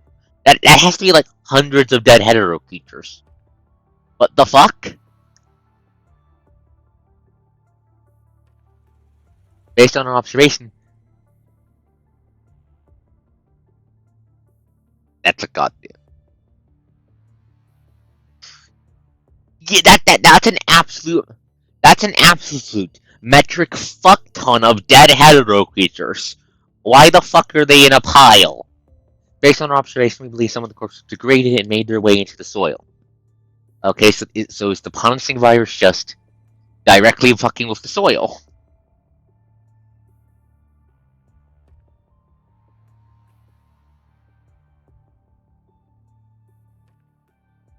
Considering what we just saw them do, Dwarf, I think the answer might be that they self-deleted for strategic goals. I think it's entirely possible they self-deleted for strategic goals. Also understandable, Xana. Fortunately, now given the conservation area's proximity to the Inverhero Tower, citizens from the conservation area have migrated to Clean Zone, and they were the first people to have done so. That's why there were no casualties when all the hetero creatures showed up. Based on the discussion we had on the way, it's possible the same thing happened to these two locations.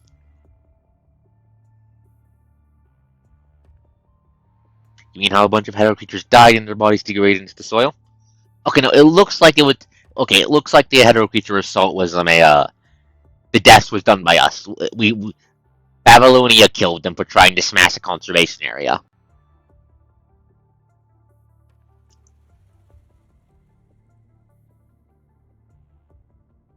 But yeah, if they're degrading into the soil, that sounds logical enough. It does, and it's bad. It's bad. Chat, who wants to make a guess why the coast thinks that's bad?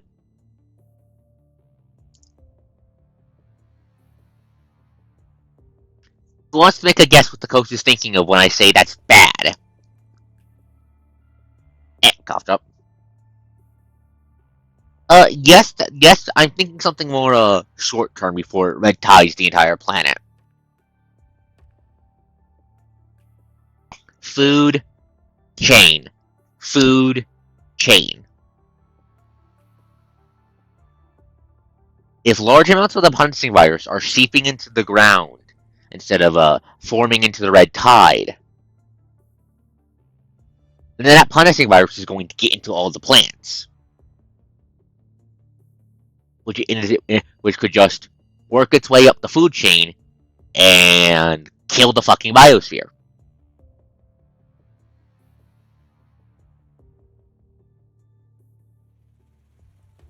To make matters worse, it would also completely and utterly fuck up agriculture outside of the range of the funny tower and, well, up in space.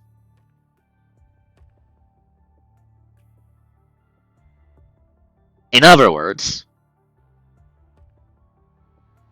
this could really fuck up agriculture and maybe even knock out the entire goddamn biosphere outside of the Inverhero Tower. Which, I'm going to remind people that if enough plants die, that if enough plant life, dies, bye-bye oxygen, bye-bye oxygen in the atmosphere, bye-bye atmospheric oxygen, bye-bye being able to breathe.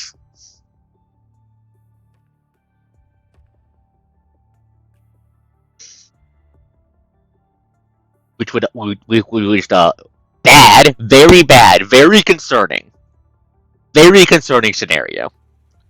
Some things happen at a faster at the first location than they did at the second, which is why we didn't see any half-degraded corpses of predator creatures at the first location. I bet these corpses completely made their way into the soil at the first location, which is why we're seeing the punching in such high density there. There's one question we need to answer for working with that assumption, though. Which is? There's two. Oh, so we didn't kill them. There's two in the world smoked all those hetero creatures. Without catching anyone's attention. Dumbfounded, Lee and Liv say nothing. The three of you all fall silent together. Wait.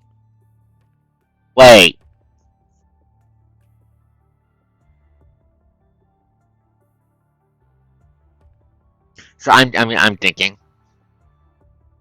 Now, this wasn't an issue previously. Because the previous large-scale conflicts with the hetero creatures involved the red tide. The red tide just sucked them back up before they could melt into the soil when they died, and then we deployed the Omega weapons to fuck up the red tide, so we didn't have to deal with this before. Okay. Thankfully, we do have technology to stop the punishing salting the Earth. We just need more goddamn Omega weapons. Dumbfounded, Lee and Liv say nothing. Three of you fall silent together. Could have been any ascendant, no? We can't tell for sure. But we don't need to have a definite conclusion now. Well, let me go ahead and bring us up to speed about the location we're currently at then. Third set of coordinates is what remains of Cities 27, located inside an effective area of coverage because it was slated to be turned into a conservation area. No one came to fix the roads here after an earthquake destroyed them 6 months ago. Construction efforts of City 27 have been indefinitely suspended ever since. That was during the tower incident then. That must have been during the tower incident, because the fucking tower bursting out of the earth caused a shit ton of earthquakes. Most of the refugees here live in a small conservation area on the other half of the area of coverage. Despite an overload, the CPF here are operating normally. Ever since someone received, they made no note of there being hetero creatures in great numbers here in the data they sent back from Earth. It's possible that what happened at the first two locations is going to happen here as well. Progress more slowly? Which means something's probably going to show up here soon and kill all the hetero creatures here, and come up with a pile of dead bodies. We're missing something from the equation. CPS at the first two locations weren't working. The ones here are. Right. There's no way anyone can tell that there are CPFs here just looking at the data. I'm guessing that means the hetero creatures might have higher resistance against the CPFs. Data from discussion among you three just won't stand if you can't work out the inconsistency observed among the CPFs at the three locations. Could it be that the three places operated by slightly different mechanisms? Possible. All we can say about the three locations is that they have hetero creatures in great numbers that, for some reason, have developed a higher resistance against the central purification filter. The only way to take discussion further is if we figure out what brought them about.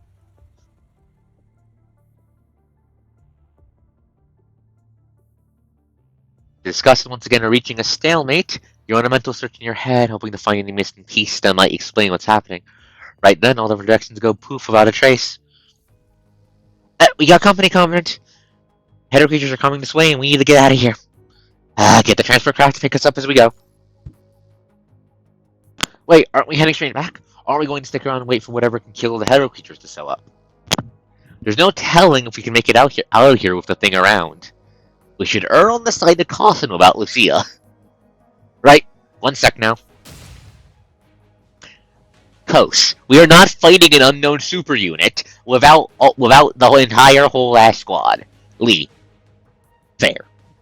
Pulling out what seemed like a magazine and switching into his composite armaments, Lee fires the shot towards the highest point of the building. What comes out of his weapon, however, isn't a bullet, but a claw-looking object, one that travels through the air following a trajectory. Lee, when the fuck did you get... Lee, is that just a Batman gun? Is that just a goddamn Batman gun? Is that just... What the fuck is that, Lee? Monitoring bots that I can control remotely. They'll stay here and keep an eye out on things for us. That would have been fucking useful when we were first dealing with the Ascendants. Yeah, that's a good thing. But it's just a toy that came up on a whim, and it isn't meant to be durable against powerful enemies. Better than nothing, I suppose. Better than nothing, yeah. Just heard back to the transport craft commandant. They can't meet us at the rendezvous point given what's at stake. We need to keep a distance away from the rendezvous point. What do you suggest we do instead? Let's see, there's a mid-sized concentration area southward of where we are from a squad from Babylonia. We can take cover there for the time being. Probably give them a heads up before we go, in case we can't grab all the hetero creatures on their own. We don't want these things following us into the conservation area. Right, and the one person missing squad is... Vera, from Cerberus. Message sent. Great, let's take you on the download and head southward now. Roger that. I love my idiots. They're idiots, but they're mine. Speedrun mode?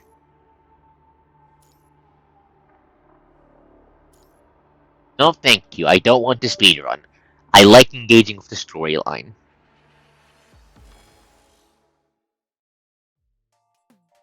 This Noctis guy, is he really as bad as you make him sound? Yes, Noctis is a lazy troublemaker. I'm always there to handle his poop every time Captain is mad at him. Are you sure you didn't say you're always there to deal with the mess he causes? Yes, that's what I meant. As 21 does a disgusted squint, her cobot raises its legs, apparently wanting to give Noctis a few metaphorical kicks in the butt. I don't think those are metaphorical kicks, considering how Cerberus works. But Captain always goes easy on him, see... What took you so long? Remember what time, boss? So we should get back things right. We should be back to get things ready. Kanan wears the same look on her face, but 21 can feel her vibe changing from just moments ago. It's quite a walk back from the forest. I think I never tried walking back to myself. It took me only 15 minutes when I did that. When are you going to stop slacking off? Hammer. Head. You. Bunk. I wasn't slacking off. Day all days, huh? Why are you doing this when boss and everyone is here so nice to you? Okay. Jealous dumbass, understood. The boy is growing volume and draws the attention of the two people sitting by the tent who are busy organizing their things. They stand up and walk this way. Hey, Kenan. Going this way, a friendly old lady and a slender middle-aged man. The lady greets Kenan in a cheery tone while the middle-aged man sizes 21 up. Hey, Auntie Windiger. No, Grandy Windiger, we can't. The old lady passed the teenager on the shoulder, gesturing for him to hold fire for a time being. The teenager says no more while his eyes brim with hostility all the same. Dick. See, Kenan, this young one is no bad kid. He just says what's on his mind. Right. Is this your friend? Lovely. Oh, I've seen her before. She came with the squad from Babylonia, right, Hoff? Right. I've seen her by the red-haired captain. Superb. Come in, young lady. I know your squad came to keep us safe. Ah, smart woman, smart woman. Anyways, give me a second, chat. Be right back.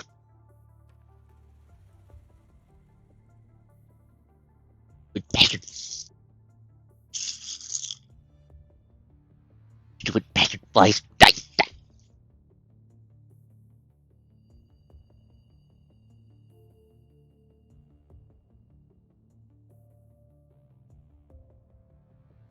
Look, back. Apologies. Was dealing with an annoying little insect. Okay. Okay, dude, where's my fucking, there.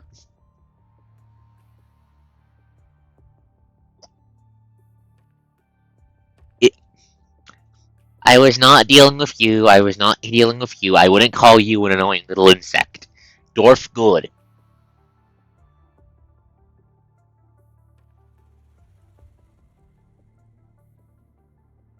Anyways, untangle this from this.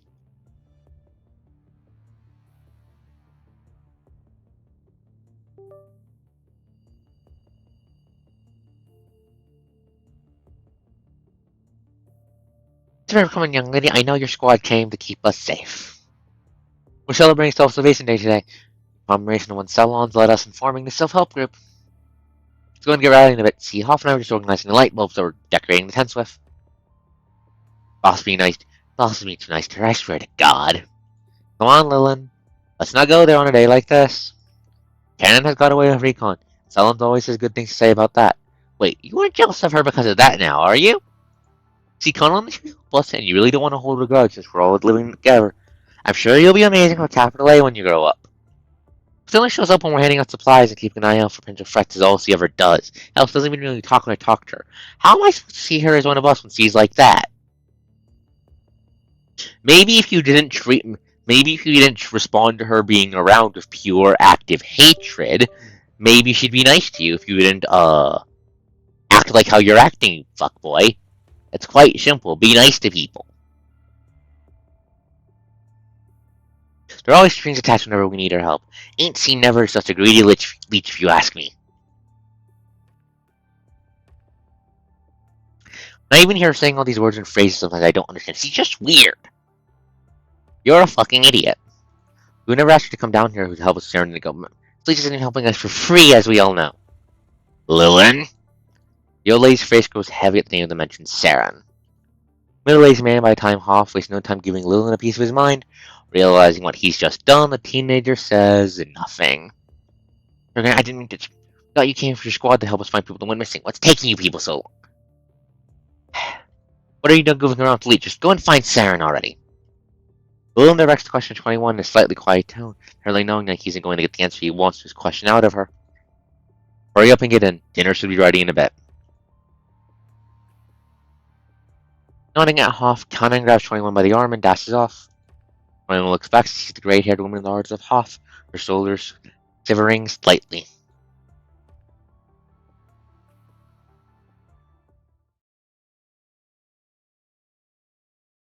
I'm sorry, 21.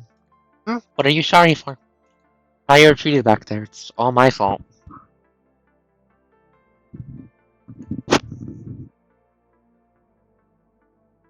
Oh, I see. A lot of people are like this to me. It might not be your fault. It's probably because you carry different vibes from people. People here label me as odd when they see something different about me. Animals accept or reject individuals based on smells.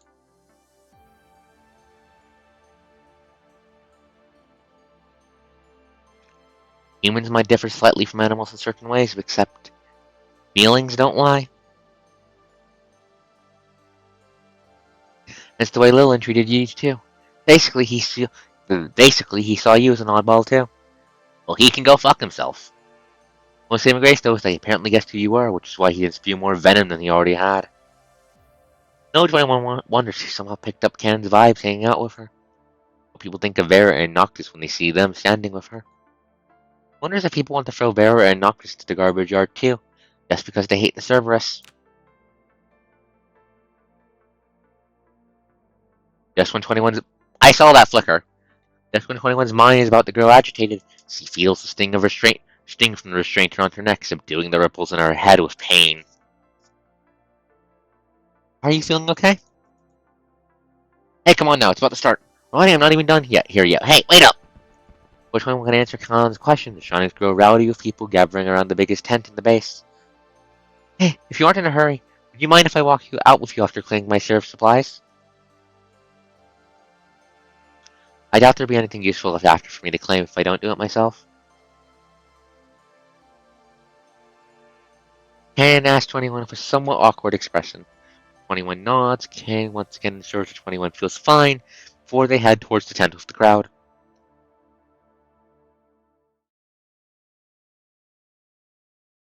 Homey looking place.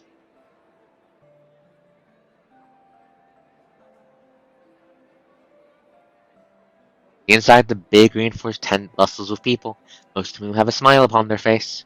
Caught right in the middle of the festive vibe, 21 feels slightly out of place. Understandable, understandable. Tism in a crowd moment, tism in a crowd moment.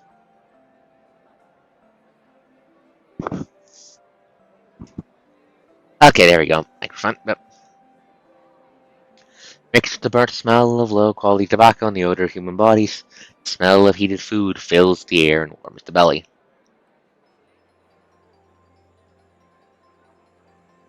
With all the unneeded decorations put away either outside the tent or in the corners, the center of the tent now holds a makeshift wooden stage.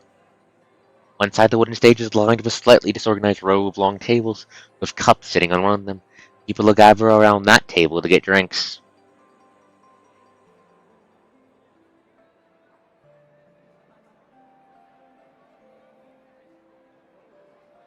Another table carries some food. Food made of canned food ingredients that has been sitting around for quite some time. The other pots sitting on the table seem only passably decorated. Drooling, all the adults and the kids are all looking at the food, but none of them fight over it. Khan has been talking for a moment and a half since he entered the tent, while 21 remains standing where she is.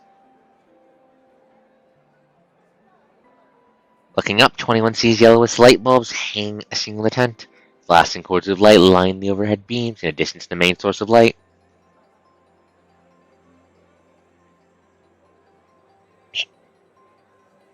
Many of the light bulbs don't work anymore.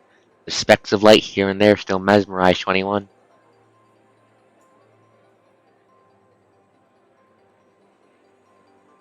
I asked around and found it sounds about to give a speech in a bit. Let's get some food after that and bounce. You need to eat? I don't, but I can get some useful stuff if I exchange my food with people. There are merchants passing by this conservation area all the time, and it's from them that I get, well, what I need for my body. Ah, that's where she gets her mate and shit from. So she trades food, she gets food from them, trades the food with the merchants to get the supplies to maintain herself. I see.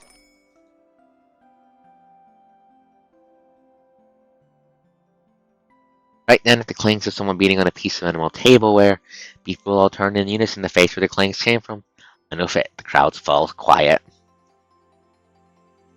On the stage, it's only big enough for one occupant. The tall man greets the crowd with a smile. How's everyone doing today? Simple greetings sets up a tsunami of applause. As people raise their arms to greet him, the man nods back with a grin. Thank you all for being here today. We're all here together not only celebrate having lived for yet another year, but also in commemoration of what happened over the past few years and people we shall not forget. Living through a time which the whole of who we are is greater than the sum of our parts. And trust, my dear friends, is what makes us strong. Now, I never fail to take the opportunity to recount the hardship we've had to live through on this special day every year, but in the interest of time, I'll save all of us the pain of having to listen to the same old stories this year. Hey, don't do that. I'm new here in all years. Is that a bedtime story? Raise your hand if you want him to tell a bedtime story. I speak people wait in anticipation for the leader to take them down memory lane. One of times they can still recount by heart. When Salons raised his hand to get another smile, people stopped talking and turned their gaze for him. Let's take this opportunity to extend my heartfelt welcome to our new friends. You try to catch me or someone else who knows all about our stories to bring you up to speed, but do allow me to skip a few things here and there as we go. That said, however, I'd like to ask all of us to pay our respect where our respect is due. To everything we have overcome together, to all those who've sacrificed themselves for us to be here. With it, the tent falls completely quiet, reminiscent of a church without a single soul. Salon's leading the prayer. Everyone is fully immersed in the mood of the moment, even the children. These people might have come from different walks of life, but here they are, remembering the darkest moment they've all lived through together. About a minute later, the crowd finally emerges out of the prayer as the noise of talking resumes. I'd like to thank all of us here for your trust, because without you, we would not have been able to. We would have not been here to see this light that shines through the night today. Say Salons as he casts his eyes over every face in the audience. There are many who know him for years. They meet Salons in the eye, their eyes brim with tears. As you already know, we're currently facing some difficult challenges. Some of us have come back home wounded, while some have gone missing with their whereabouts unknown. I'm sure we'll do everything we can to find them like we have so many times before, and I'm sure all of us will contribute to that. Seeing as they aren't here with us today, we'll hold a homecoming party for them when they're back home again. Yes, let's do that! Another tsunami of applause drowns the place, with sobs and cries coming from here and there. Got some good news to share too. Given our proximity to the clean zone, we're likely going to be the next group of people to move there. We'll all be safe and free from worries once we're there. I think we're this close to the end of the tunnel here. Last but not least, please help yourself to the food and the drinks. One serving per person though, you know the drill. Oops, guess you all need no reminder, do you? Do bear with this one last announcement. Yes, I promise this is going to be the last announcement for the day.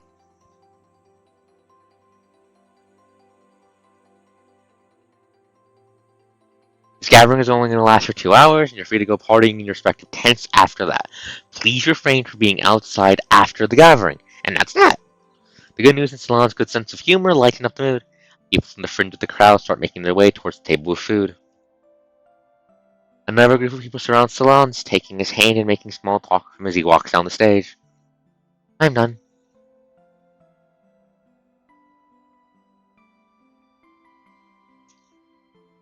Oh, she's quite the tall girl, actually, isn't she? Her sprite made her look shorter than she is, but no, she's actually pretty tall. Girl, why are you standing on your tippy toes?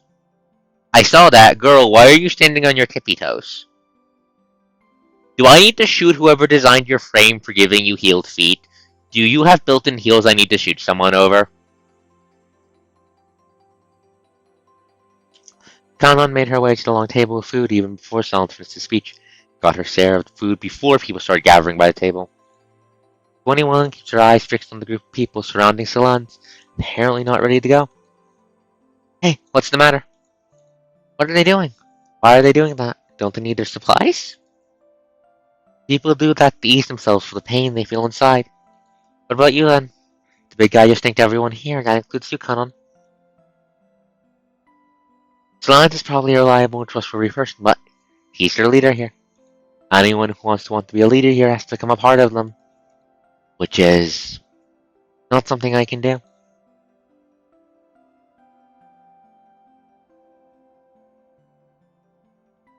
I think 21 is just short. I think it's, no, it's no. How do I get? I can't figure out how the hell to get. Give me a second. What? God, I want to hug 21. I want to hug 21 though. She looks so huggable. Also, I want Kanan to be playable. I want her to be playable. I'm saying it now. It's just like what you said, 21. You have no idea why some people are hostile against you. Because there's no way you can become part of what you don't belong to. Unless you give up on being who you are. But I don't want to be assimilated and become someone I don't even recognize just so I get to enjoy being part of the group. I just can't become part of something else that I am not. Assimilated. Anyone repeats what Kanan just said. Come on, let's get going. We should cross the conservation area and keep walking down that path there and we'll reach your encampment. Sure. We've only taken a few steps, however, 21 stops Kanan. What if... This is what I saw in my terminal. A wolf pup goes missing after it's born. How will it ever find its way back to the other wolves? Well, I guess it's gonna be hard. Well, another wolf that teach it how to survive the world, it won't even last a few days. If the baby wolf is lucky enough to fend for itself and even find food, it won't last long on its own. Wolf pack doesn't take in some wolf they don't know. I see. Let's go. Ready to leave, 21 starts walking.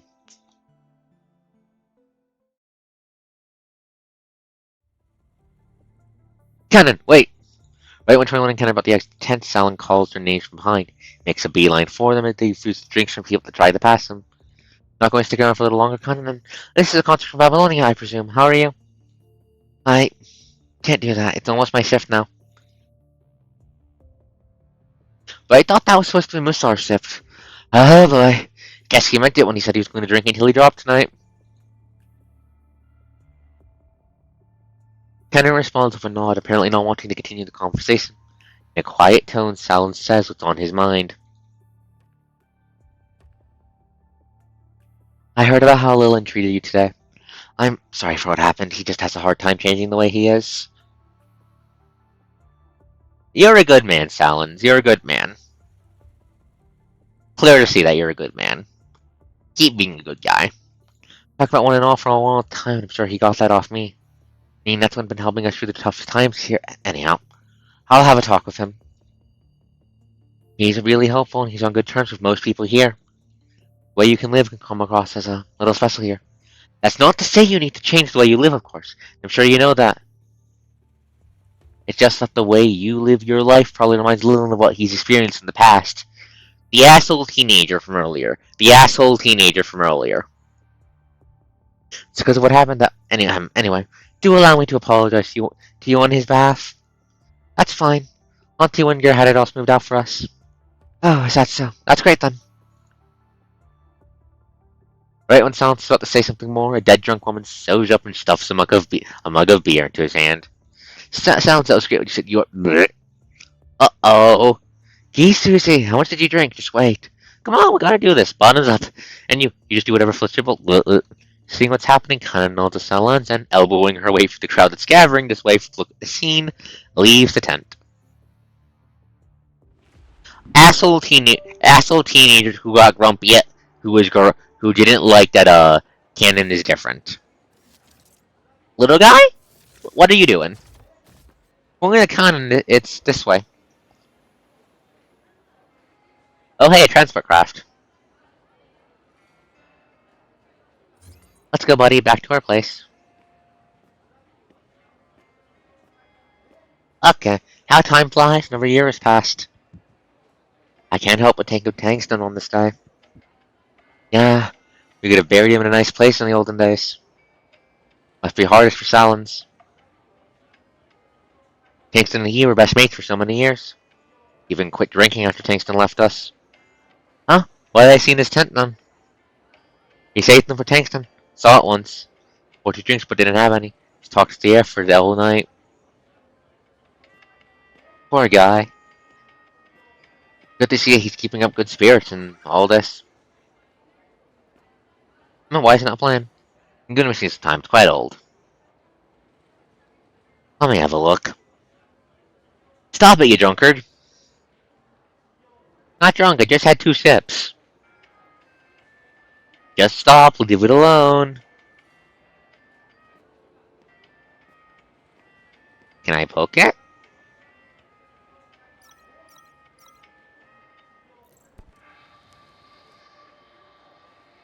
So leave it alone, and you. Someone who likes the music.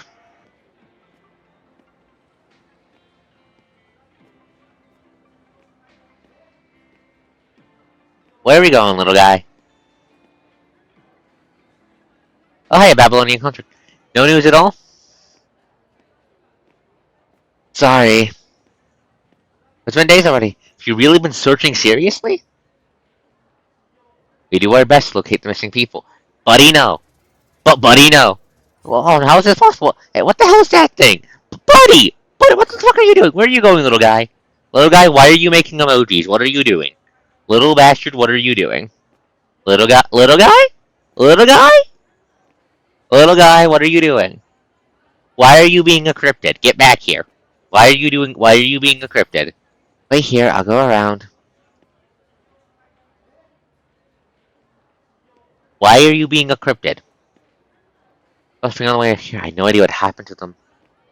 Price is way more expensive than last time. Don't have that much money with me. Try to work out loose and give me time.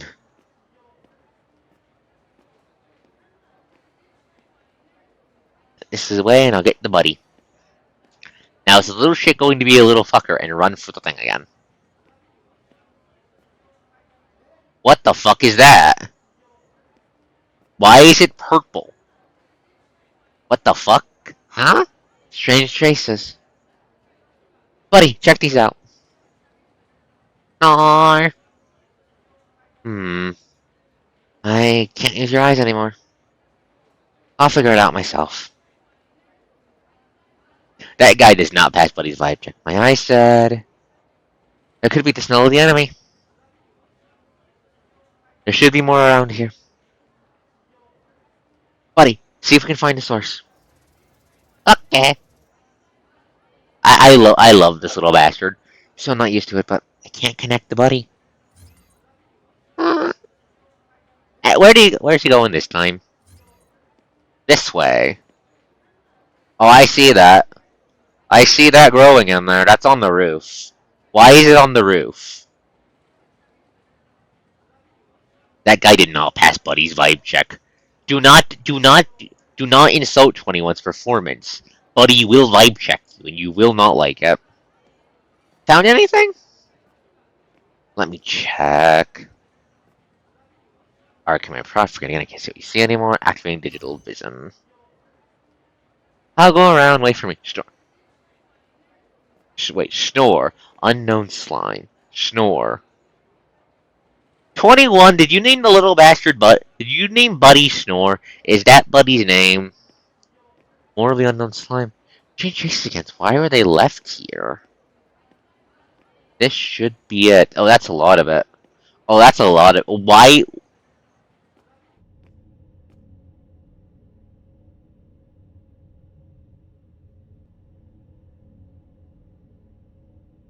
Those are dead people, chat.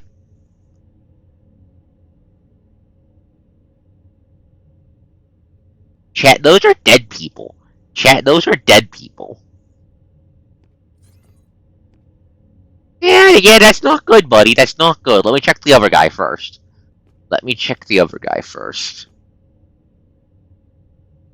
You good?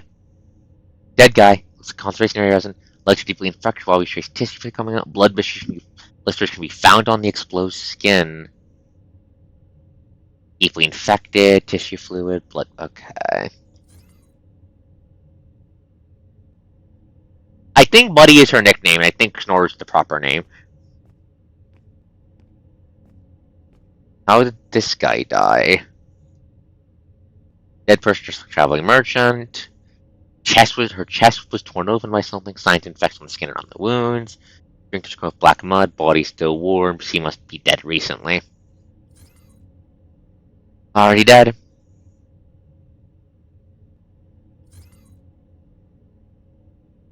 God, there's more of them.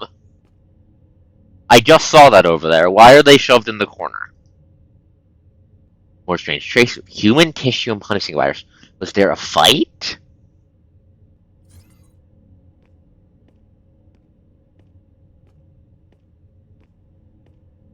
These look like drag marks. These look like drag marks. Why do they look like drag marks? 2 bodies. A survivor! He's still breathing, but the one next to him has passed away. There's a clear amount of liquid punching virus on his face. The man would probably lose his eyes even if he does survive. Still breathing. Okay, we have a survivor. That's good. Someone did survive. Face on the wall. Also, human punching virus. Was the fight intense? But I didn't hear any fight at all. Could it be snails? Some snails seem to move past here. Snails? We need to contact Cap. Yeah. Let's grab Vera. Vera, this is a problem. Ring a ding ding. Why the buzz? Bad reception? Buddy, let's go outside. I have a bad feeling about this. That, chat is the cutscene?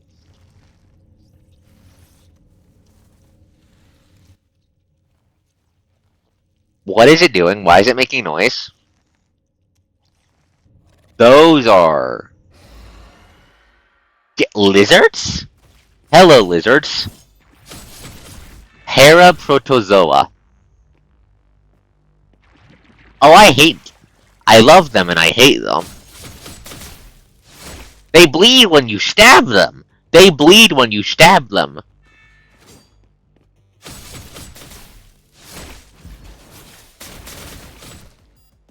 Warning, warning, mind overload detected. Wait, detected. No, don't freak out, don't freak out. I'm down, Clyde. Oh, no, don't overload, don't overload. Motion module, during combat circuits, activate predator stance. Activate. Yeah, I know how she works. Thanks for pursuit.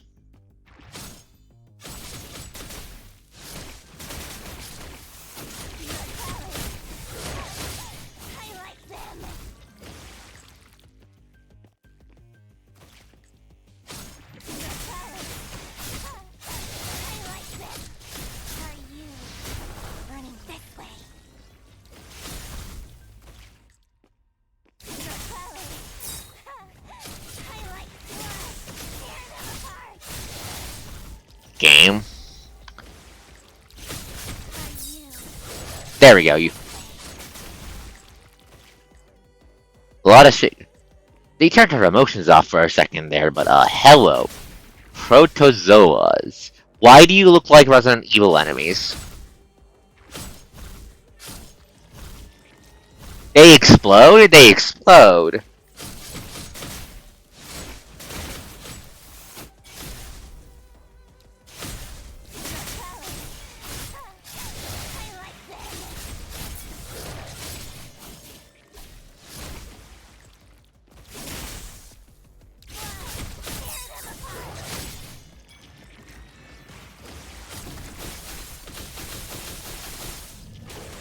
I know how her shit works. Activate the ultimate. Sky ripping arc flash.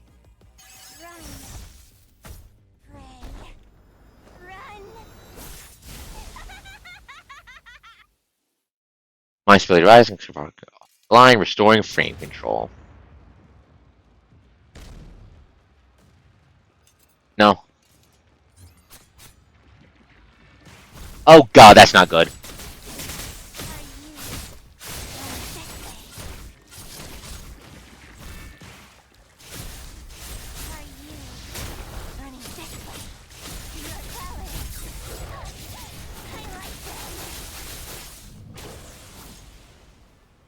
Oh, the town is fucked. He came out of nowhere. Damn it!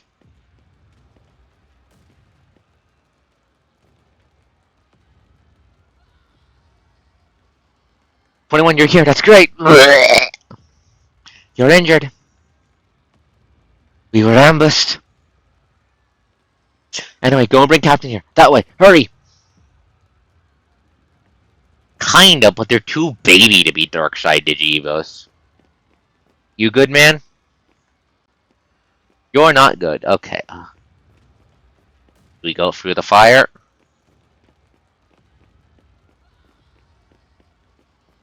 We go this way? Where the fuck did they come from? Hello! We've encountered new pink hetero creatures. We have encountered new pink hetero creatures. They, first weird slime showed up along with dead people in the, conservation area. 21 poked it with a stick. Weird hetero creatures called paraprotozoas popped up. We kicked their asses in, but she did have a brief overload. Dwarf, what the fuck is a protozoa?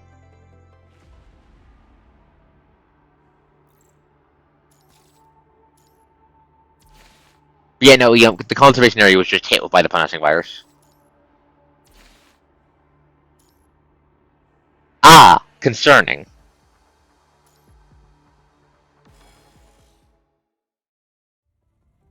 Are the patients all gone?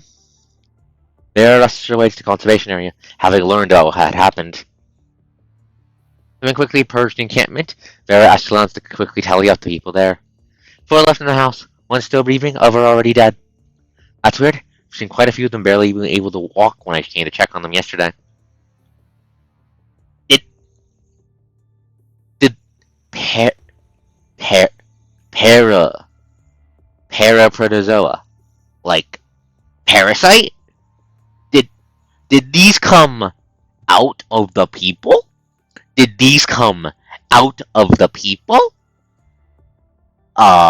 Did they get fucking face burst? Did they get fucking chest bursted? Excuse me? I don't like that. I don't like that possibility. Nearby, Salon's giving orders to the aggregation of refugees. Refugees form a squad of 6 rows, each of a person, tallying them up. A boy of about 5 crouched before a military stretcher, screaming his father's name as he wails ceaselessly. A high-pitched cry sting at everyone's heart. Silans kneels down and gently hugs the boy before picking him up and carrying him to the end of the first line. Windgar, could you look after Dak's son for now, please? Having just wiped away the remaining traces of her tears, the old lady rubs her hand on her ragged clothes, as if to hide any hint of sadness from the little boy. Okay, leave it to me. Talon nods and puts the boy down. Before sending him off, Talon holds on to the pair of tiny but callous hands. Chap, your dad will be back soon. You saw the doctor giving him a checkup and treatment earlier, right? Chap nods his head while biting on his lips and widening his eyes to keep himself from crying, but droplets of tears continue to roll down his cheeks every time he blinks. Uncle Salon's, Daddy's eyes are hurt. What will happen when Daddy wants to cry? Daddy always sheds lots of tears when I revisit Mom at the grave. Where will the tears go now? Salon opens his mouth, but no words come out that can answer the child's innocent question. Wonder takes Chap's hands and pulls him into her arms. My dear child, it's all going to be okay. Everything is going to be fine.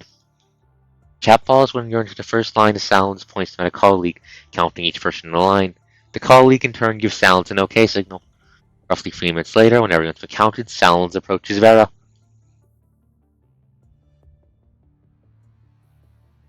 Vera, we have 6 deaths, 12 injured, and 9 missing. Including the ones who were missing before, we got a total of 26 unaccounted for. Thank God you and your team were in the area when it happened. It would have been much worse, but the missing 26. Every one of them is important to us.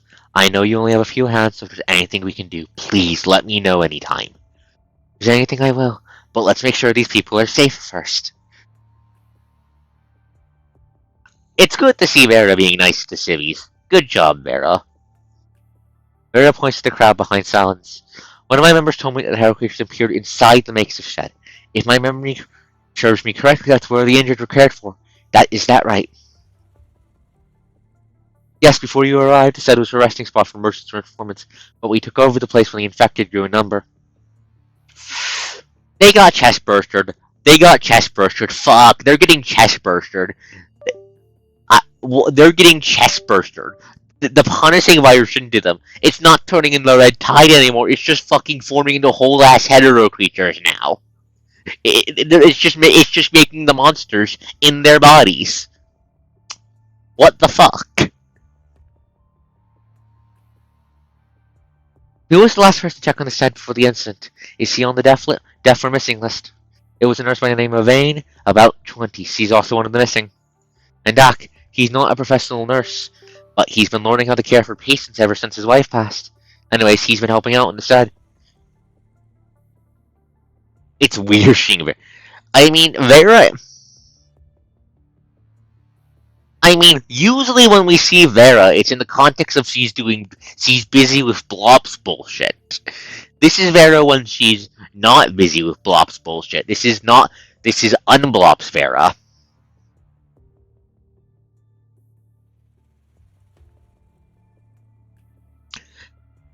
So it makes sense he would treat helping civilians directly different from Black Op bullshit TM.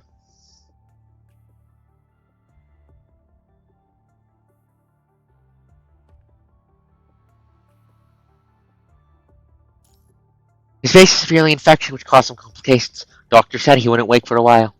Last time I saw the patients, many of them couldn't walk. How are they doing now? Can they walk now? We had enough serum for a long while now. We've been getting limited, diluted, or minimum medication, so they aren't going to recover anytime soon. Wait. We got a shipment of medicine late this afternoon. I gave him the vein. Maybe she reassigned the dosage. Increasing medication won't heal rotting bones and flesh in a few hours. Has anyone seen or heard patients call for help or run away?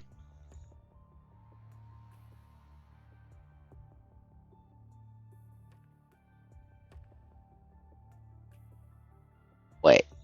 I don't think it. Wait. Reaffirming. I don't think it's a chest burster anymore.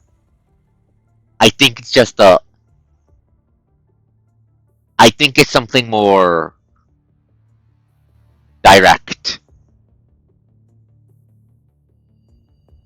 Chat. I want to remind you something. Yeah. That's not where yeah. I'm also thinking of Vonnegut.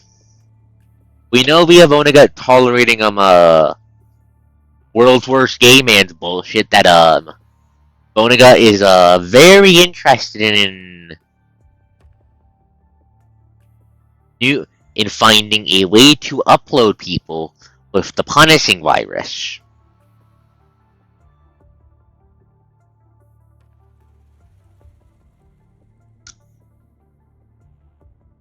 I think that might be connected to this.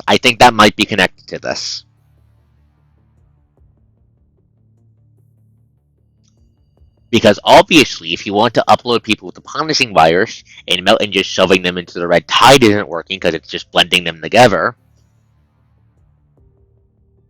the next step is to fuck around with what happens when the punishing virus is directly inside the body but before the person dies.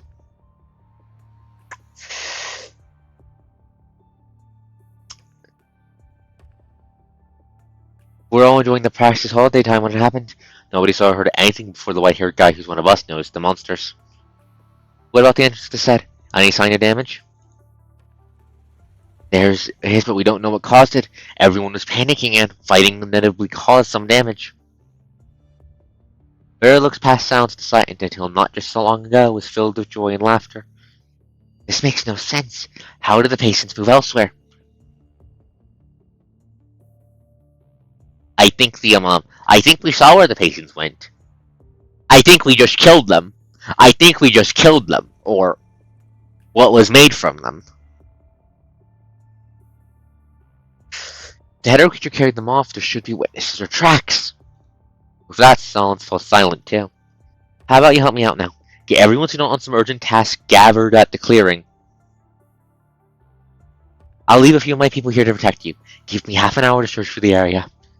No problem. I'll explain the situation to everyone. 21, chop up, chop chop, get to work. Yep. I'm thinking it's purple because it's punishing virus mixed with organic material. You take care of this side, 21, leave the other side to me. Be thorough. Copy that. Because, like, the purple goop, when we first found it, the description said it was a mixture of punishing virus and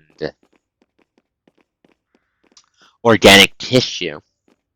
I think the purple is punishing virus mixed with organic tissue. Investigate. Red and gray robe, probably one person on the list. I saw a trace about to dry out, wrapped up by a weird dried liquid. Get a closer look, you find trace seems to lead somewhere in the distance.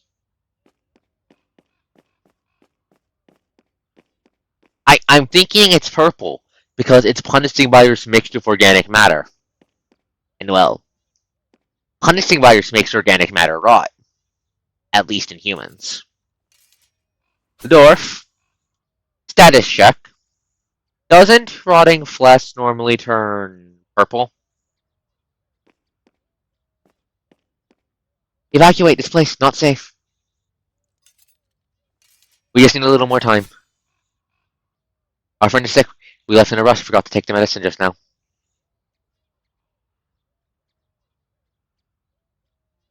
Don't worry, we'll be right there once we find it. Here, found it.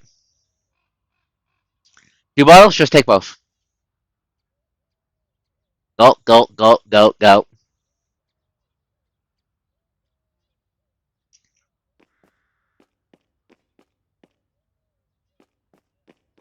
Immediate first thing first. Get the civvies out of here. Did anything strange happen here? Someone said they saw a monster near the tent. But I can't seem to find anything. I see. Could be there's a false alarm. Better keep looking. Smart men, smart men, smart men, smart guys. Might be a false alarm, better keep looking to be sure. More purple gunk, it's smoking. Sniff. Here it is. Same trace as before. Seems new. Heading that way. I see bastards over there. Give me a second, I'm investigating. Frozen seem to be caused by a header creature by physical destruction. Probably caused by the recent combat. Yeah, that's probably your 21's work. Yeah, I'm seeing 2 monsters. What are they doing? But you know, those are the parazoas. Now that I'm looking at them, those arms look human. Now that I have time to actually look at one that's not charging at me, those arms are looking too human. Yes, they're very fucked up. I love their design. But they are incredibly fucked up. Back up! Kill them, kill them, kill them. Also, they bleed when I stab them. This is very good. Pretty blood. Got ya. Gonna blow up. I can't believe we left out some enemies just now. I don't think those were left out. Suddenly jumped out from behind the tent. I was freaking out. Fortunately, I'm up. I'll just continue investigating. Oh. From behind the tent.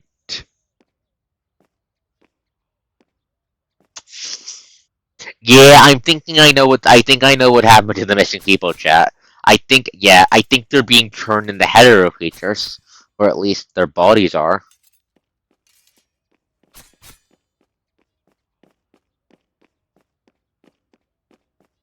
Anything I'm missing in the purple goop in there is gone.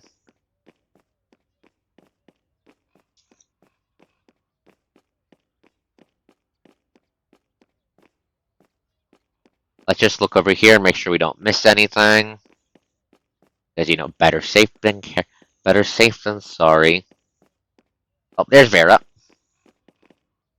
21, keep your eyes on the area. Okay.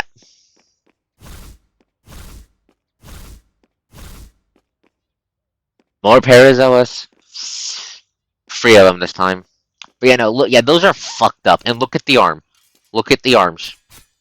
Those arms look like those arms look very human. The only thing that's off is the size, and that could be stylistic. Civilian! Why are you still here? Run!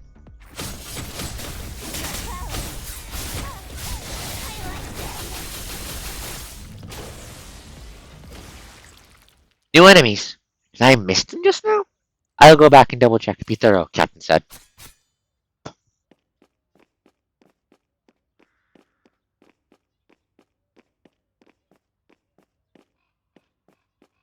I'm expecting we're about to see some. I forgot to say this. Thank you. Smart, good kid.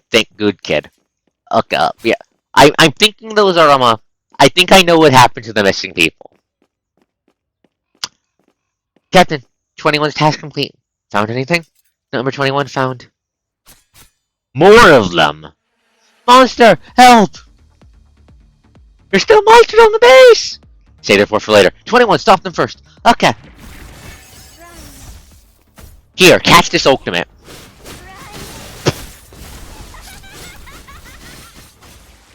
And that killed them all. It's worse than I thought. You two, go back and bring the transport craft here, along with the medical supplies inside. Roger.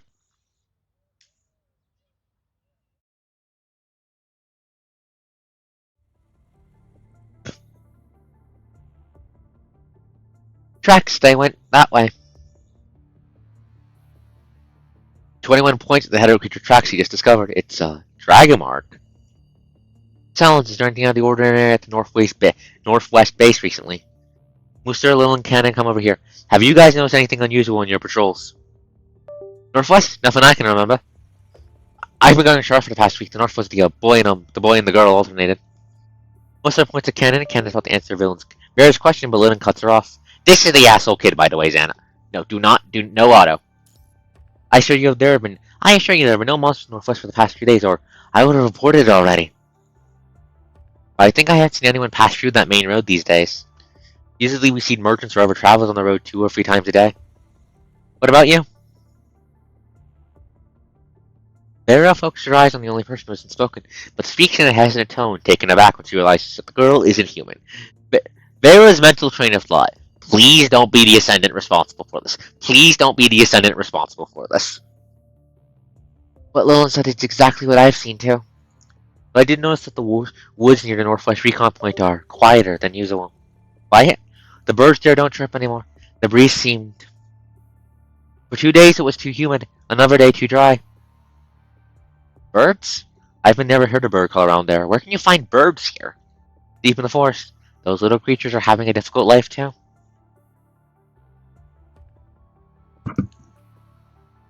Lillian looks at Canon with suspicion. Whether it's work or personal, what Canon said seems not very credible. Lillian, you're just an asshole. Be nice to her. I think we should go take a look. If these clues do mean something, we might still make it in time.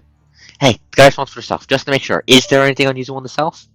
Let me think, no. There's a field of tall grass in the south, but no path. Nobody passes through there anyways. There are no trees and no birds to begin with. And this... 21 opens her terminal to show Vera a photo. In a pool of purple-red liquid, it lies a worn bracelet with alternating bands of red and gray. Vera moves it one step over and waits for Salon to come take a look. He nods solemnly after seeing the photo. This belongs to Vane. It's her late sister's. Vane always carries it with her. I see. Salons, we'll need someone familiar with the Northwest to go with us for an investigation. Just be warned that we might run into hetero creatures. My team and I will do everything we can to protect your man. We will need him to keep an eye out for traces or items belonging to those that went missing. Can I take her? Vera points to Kanon. She's not familiar with their items and habits. Salons, let me go with them. I will find everyone. I want to see Saren again. Kanon doesn't pay much attention to others. What about Lil? He might be young, but he can carry out missions on his own. He also knows everyone well. Okay, let's do that. But know that you'll have to follow my orders. I will.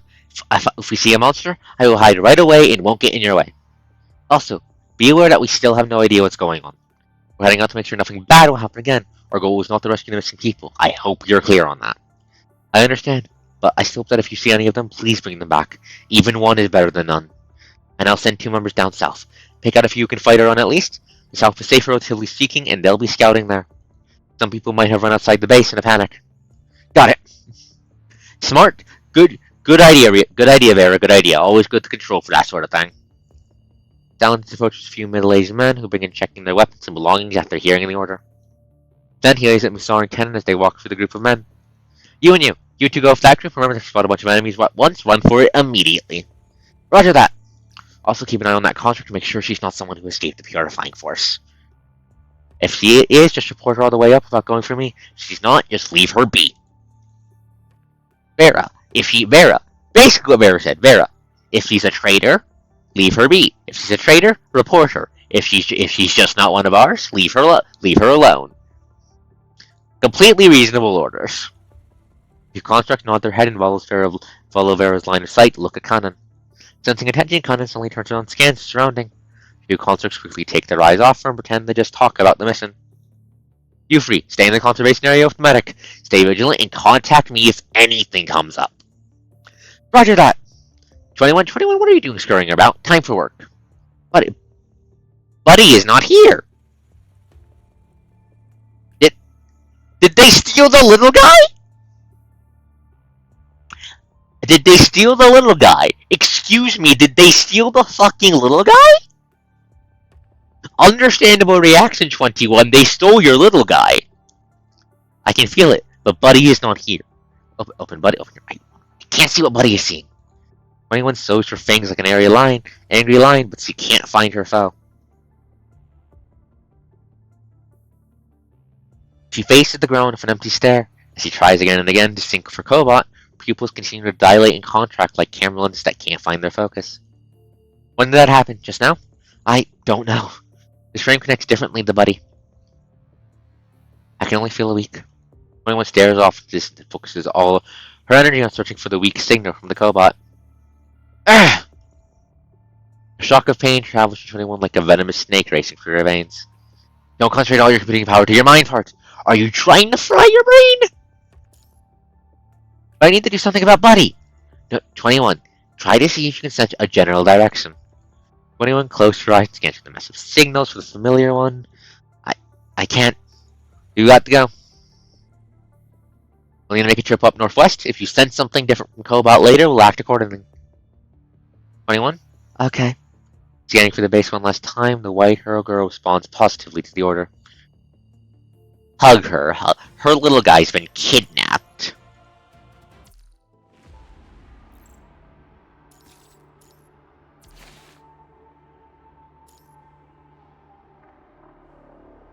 The price of sacrifice.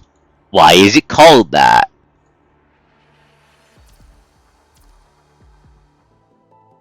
Does that future you envision include you? The one I hold so dear?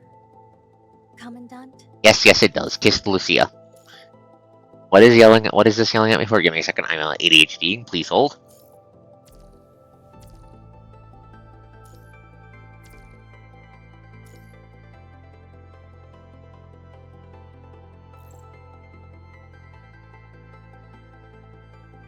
Okay, we are 29% of the way through Chaos and Snarled.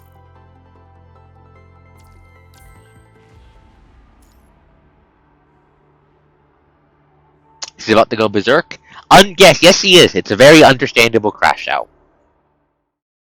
A slimy, sticky, crawling sound echoes through the dim room.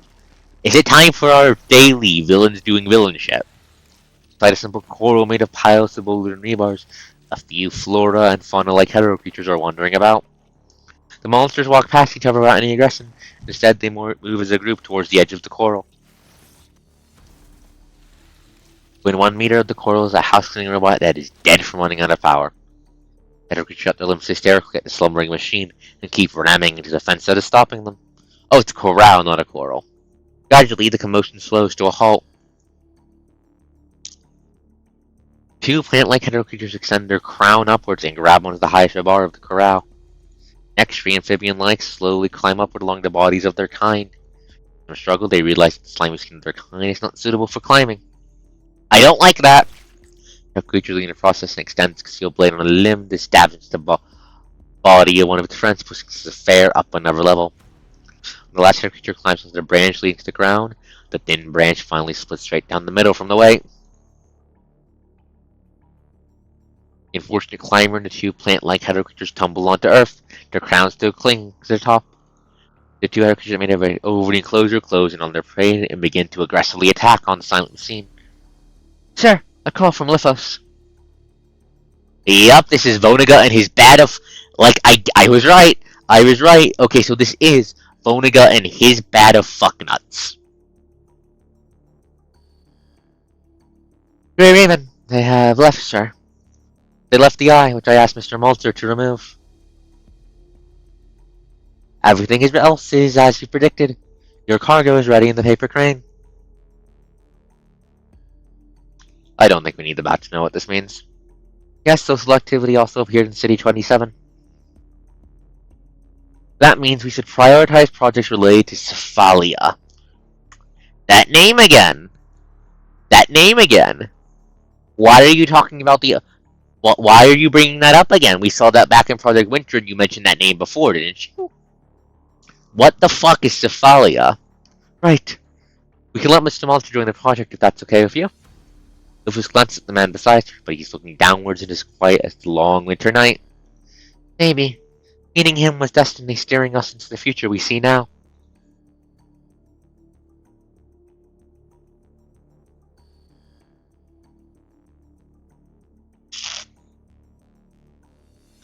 Cinderella and I couldn't be more thankful for the project related to Cephalia, but they might not be the best for you, if I may. Are you sure we want to initiate the backup plan?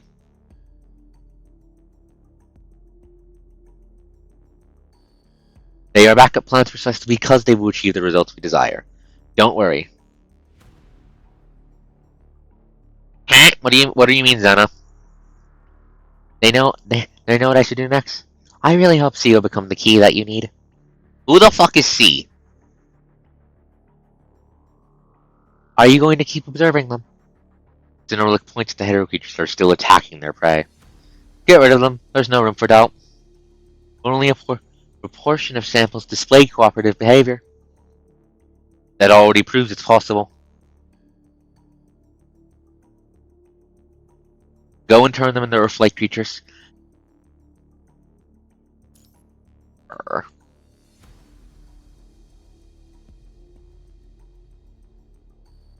Are they referring to...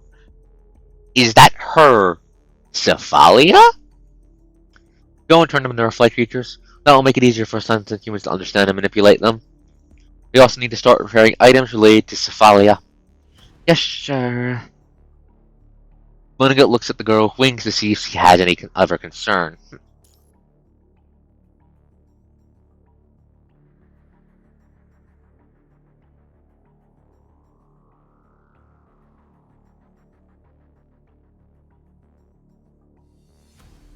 Huh? Wait. Isn't Lithos a dude?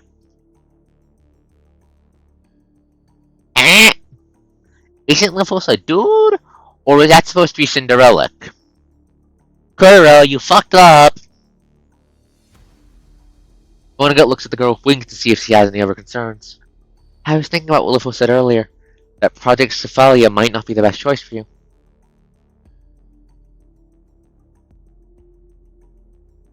Or evil Yandere Twink and his 500 backup clones. Because the product will destroy the original person and the survivors, and that would mean a higher risk of haywire.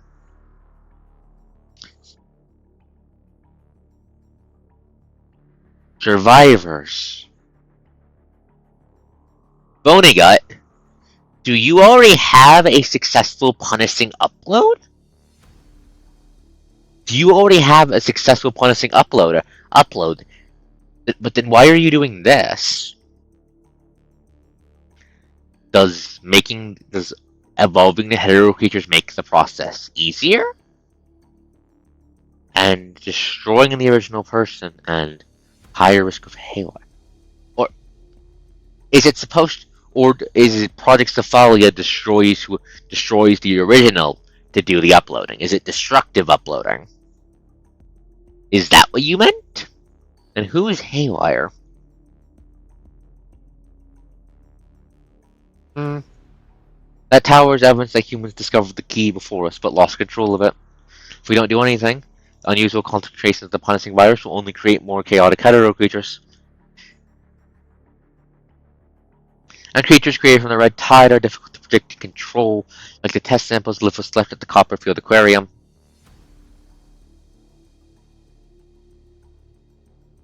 No. What? No, it means the samples are going haywired. It means the samples are going haywired. The translator for this chapter appears to have fucked up a little. That's not supposed to be a proper noun. Defying them to Earth's natural laws before they go haywire is a better choice for us than for humans. So go and make your dream come true. Yes, sir.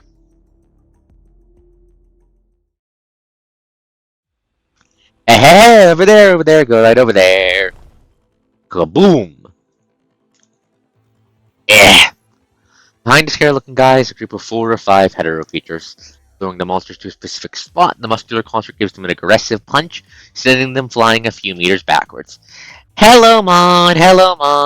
Sir, hello, Mon! We're having a Cerberus chapter. This time we're talking about 21's issues with people. Oh, and also the punishing virus might have evolved the ability to turn people into hetero creatures. We're not sure yet. That's just my current theory. Also, Vonnegut and his merry band of fuckwuts are doing Vonnegut and merry band of fuckwut things again. Coast virus. No, this is not the coast virus. Kind of scary looking guys, 4 or 5 hetero creatures. The monster's big bomb, which gives them an aggressive punch, sending them flying a few meters backward.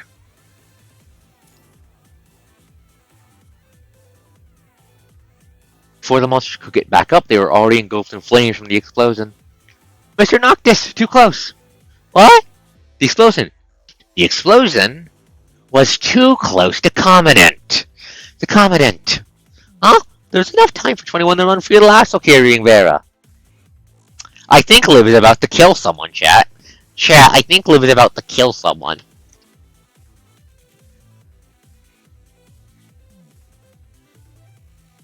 A construct from that might be capable of that, but shards from an explosion such as that can totally kill a human. But she's wearing a powered metal shoe. Well, at least count to 3 next time before you set off the bomb so people have time to ready themselves. Sure thing, next time I'll go 3! Noctis, you fucking dumbass! Ooh. We asked for you to count to 3, not say 3. You moron, don't you know I don't like to count? I think Lee wants to kill this man. Just kidding, I set that one up earlier, so that doesn't count. Next time I'll count properly, alright? Are you alright, Commandant? Yeah, I'm fine. Air reeking of explosives rushes into your lungs as you take a deep breath. Shiver travels down your spine when you realize it's already been filtered by the powered suit.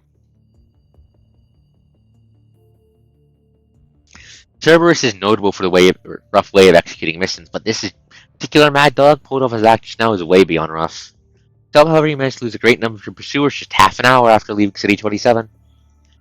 You encounter some enemies here and there on your way to the conservation area when Cerberus is stationed, but hero creatures aren't much of a threat with the free constructs around. Is it just me, or are these trash harder to get rid of than usual? It's not. They're definitely stronger than before. Are the enemies you fight on your missions also becoming stronger? No, that's why I thought I was imagining things, but I think it's time to take my explosives to the next level. No. Vera, get your fucking dog before he makes nukes. Lee hates him already. Does your mission have to do with the hetero creatures too? Think so, but not to fight them. Vera's already having a headache dealing with people from the conservation area. Are they difficult? How would I know? Vera hasn't sent me to beat anyone up, so I guess they're okay. Has she done that before? Has Vera had you beat people up before? Please tell me she... No, she would have you beat people up. She would, in fact, tell you to beat people up. She would tell you to beat people up. She would tell you to beat people up if they were causing problems. That is a thing she would do. That is a thing she would do. God fucking damn it, Vera. Oh shit, was I supposed to say? What will? If someone asks, let's just say the foolish little girl said it. Live, record that. Maybe it's a lack of resources? After we get there, we'll be able to help. Really? Boy, aren't you kind. We already sent our location to transfer craft. So we asked them to pick us up later? Yeah, I have something of a theory. I might be able to test out the conservation area. But seriously though, Vera, why are you sending Noctis to beat people up? I think sending 21 would be more effective. And less likely to kill them. The sound of explosion and gunshots slowly vanishes, and before you know it, every last one of your pursuers has been eradicated. As the last of them, let's get you to work at the base. Wait here for a bit. I know a secret store kit, but let me go check its location.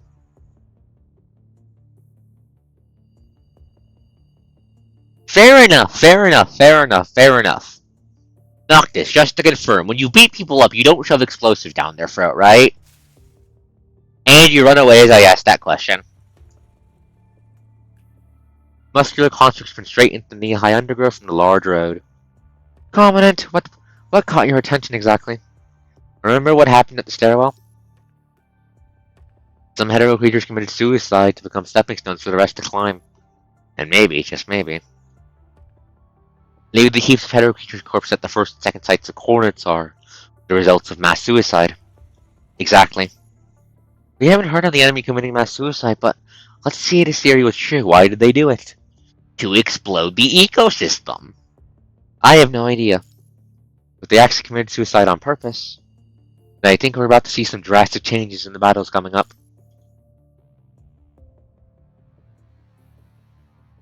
I don't think we know what color Tantalum is. Wait, no, we do know what color Tantalum is. We do know what color Tantalum is because it's the fucking currency I use to buy the fucking shards for the goddamn combat unit boosters for all the goddamn little guys I keep giving some of my guys. And the Tantalum is a bright blue. Bright blue. Bright blue. Bright blue. Bright blue. Bright. Xana, you might be onto something. Xana, you might be onto something. Xana, you might be fucking onto something. Once we're done this bit, I'm going to go over to that section so I can point at it, and we can check to see if the colors match. You might be onto something, Xana. You might be onto something, Xana. Are you calling the coast Mika? The desire to survive is in the genes of every creature on Earth. It connects every living individual, forming a web that instills temptation to live into every single being. Only blinking eyes can behold the beauty of a loved one. Only a breathing nose can take in the aroma of delicious food. And only moving arms can feel the warmth of another. Living is the only way to experience what life has to offer, and lives on Earth fight endlessly for that right. That is also why I remember those who give their lives for others as heroes and their deeds. They went against thinking to avert death, against their nature, against their fears, all for something greater. Other creatures, however, simply live with the need to attack and are unbound by individual worth and the fear of death. For them, the goal of the group takes priority, sacrificing the self to create a bridge is the most sensible choice. And that turned otherwise distorted the group into an individual hetero creatures into an organized group of absolute execution power. Humans may search for solutions in ways disasters for intelligence and human nature. But are we entering another deep winter just as we are turning this war around in this fight for survival? But we have to keep in mind the possibility that the Ascendants are behind this. Speaking of which, the camera robot's damaged. Did they capture anything? You could all see that the other creatures in the area were moving slowly in the same direction after we left. Then the robot went dead. And the work seems a little too neat for them, and damning the hetero creature noticing and immediately destroying the robot. Just upload the footage. They'll analyze it frame by frame. Hey, Grey Raven, over here! Noctis hopped down from a tree, crossing a handful of lush vegetation. I really don't want wait for this meadow. Yep, you can't tell there's a path right. I told you it's a secret shortcut. Just follow me. He strides confidently into the natural sea of green right away. Let's go, Commandant. Please follow Liv. I'll be right behind you. Lee says after a frustrated sigh. Head pat him. We are in the meadow with weapons in hand. The humans and constructs are cutting a path through the tall grass. The two groups will meet somewhere among the sea of green.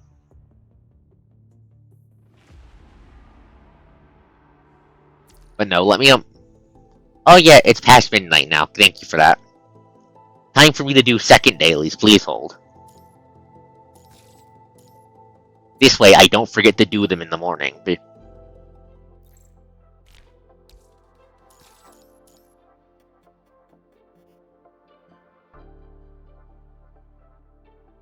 Overwork Roland because it's funny.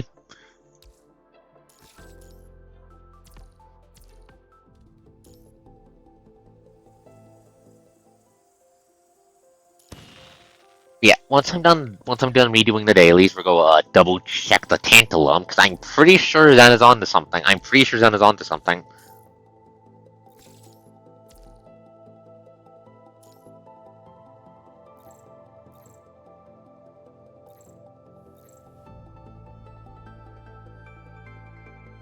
Do I just have it in here? No, I don't. Unfortunate.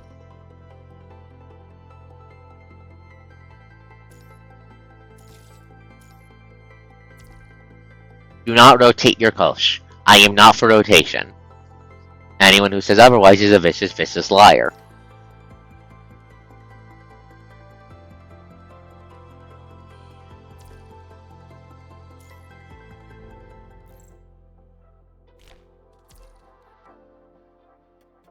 Those will be done by the end of the stream.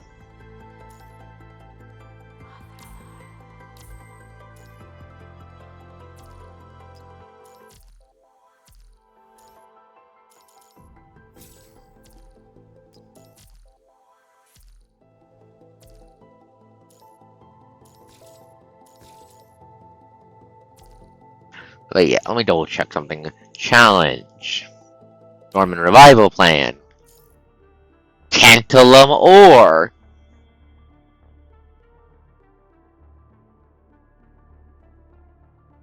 It's blue. It's blue. It's fucking blue. It's Xana!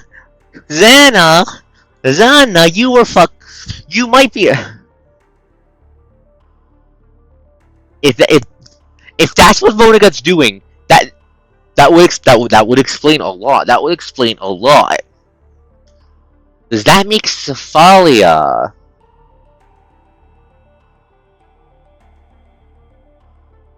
Would that make Cephalia some kind of hetero creature specialized in doing the upload process? Or at least what it's meant to be? If that's the case, things might change very drastically. Good catch, Xana. Unironically, good fucking catch. That was a good fucking catch. Phew! Apologies, had to sneeze. Actually, I will be right back. I need to use the restroom. I need to use the ladies' room. I will be right back, but good goddamn catch, Xana.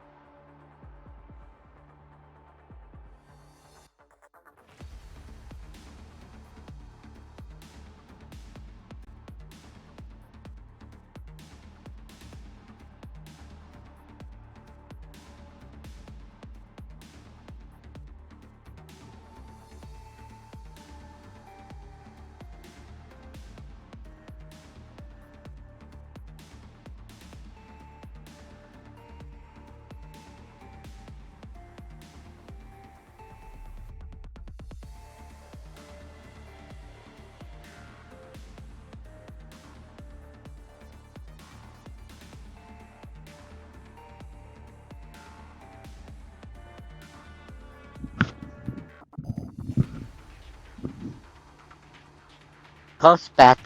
Close returned. I have returned from the depths of oblivion. Now, I have an additional layer of the theory that now with what Zana has put in my head. It's very simple.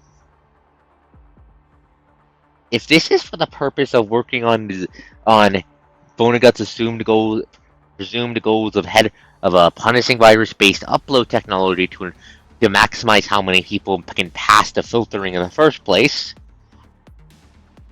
then that gives me a question.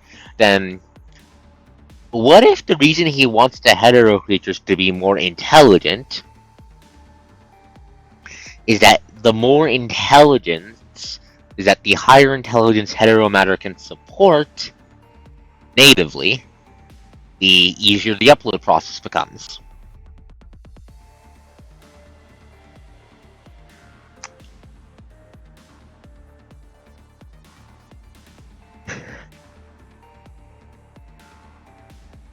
And if that's the case, that would explain why he also wants them to keep the hetero creatures relatively Earth-like, as he said.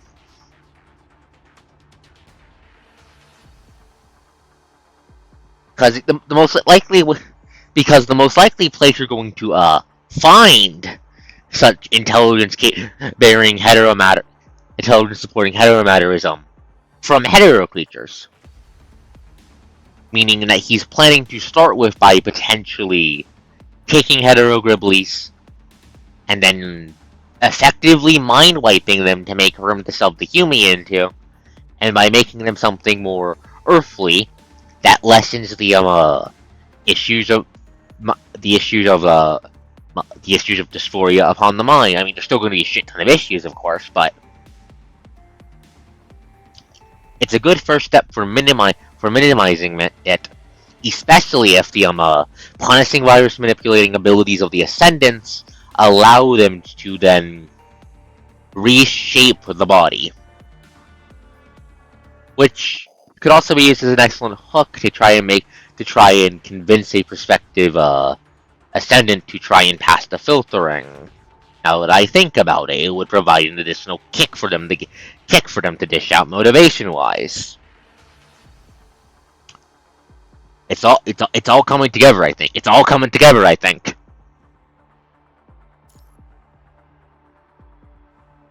Smell, see, desire.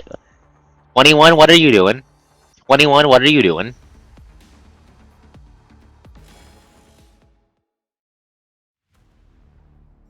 I'll take the left and you take the right. 21, Sorty, stay close to us.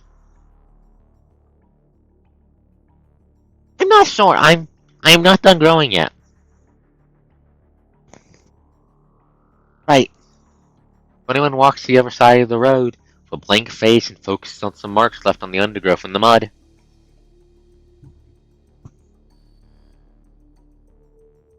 Her tail swings quickly but mindlessly, destroying a few fragile flowers. Vera's already worried. Is Kurono the one responsible for developing 21's new frame now? Yes. Under whose order? Forget it. We need a lot of help from Kurono even if we want to design it ourselves. We have no data on her current design. This frame might just become the victim of some complicated war one day. It's better to let one party complete the entire design, rather than having both sides be skeptical about the other. For developers, getting a new frame to work is the only way to obtain new, valid data. So I can understand why he decided to hand over the authority of design. But I can promise you that I hold significant influence even if I can only supervise the process. I would like to receive a copy of every progress and compatibility report.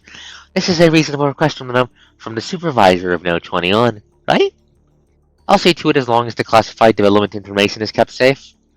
On behalf of Number 21, I really appreciate your help. The red-haired construct puts on a bright smile, but under her perfect smile stirs raging, suppressed anger. I'll get going then. Right. 1 second. I know 21 has little common sense and is trouble with words, but do you know anything about what she wrote about her wish for the new frame? What did she write? Have the smell of humans.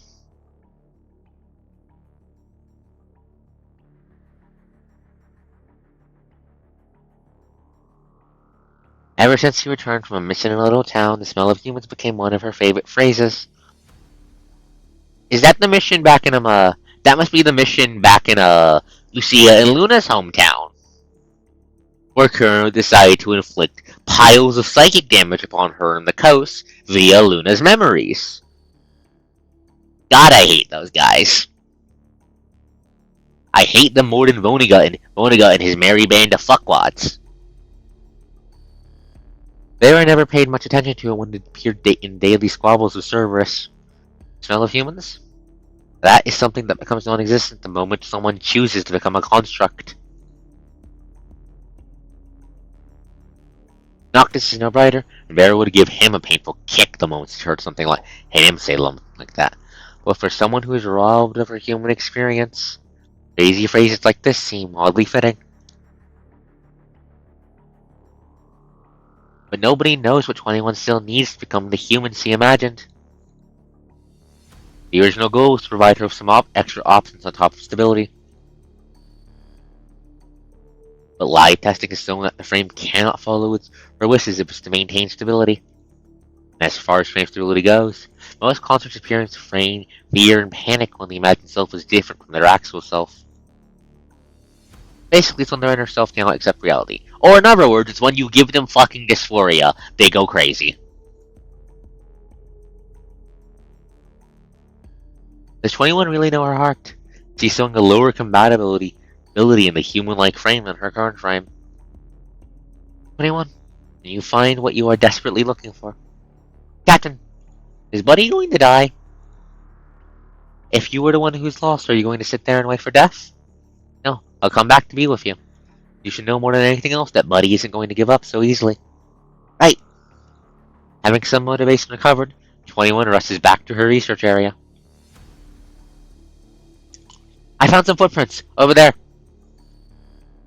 The boy's yell emanates from nearby as he waves at Vera with an exaggerated gesture. Without waiting for her response, he swiftly dashes over towards the newly discovered clue. Hey, don't run away like that! Number 21, follow him.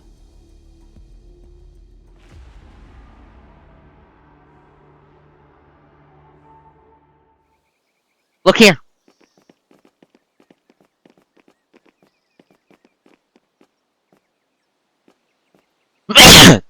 Apologies. I said stay close to us, will you? So, fine. These footprints are new. Alright, Sorty, tell me what you think. North, what? That doesn't look good.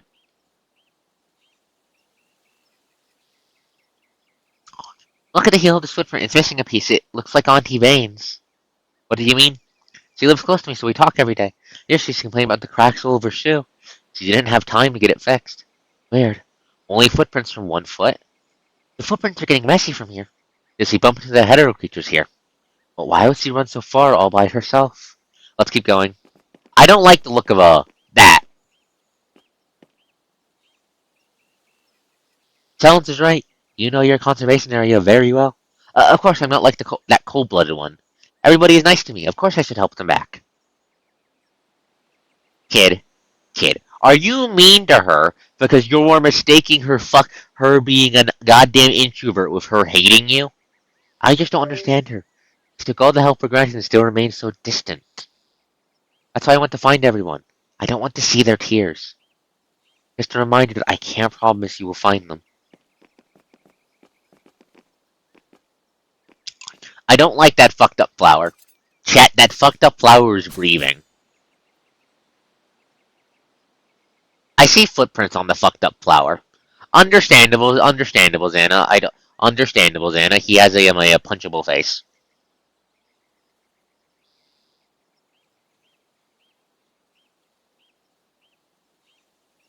Captain, there's something in front.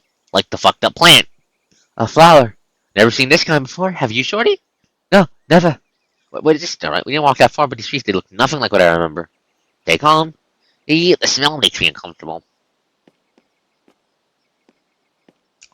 That's fucking red tide just growing out of the ground. That red tide is just pooling up into the air. An earthquake? What? Where'd the color go?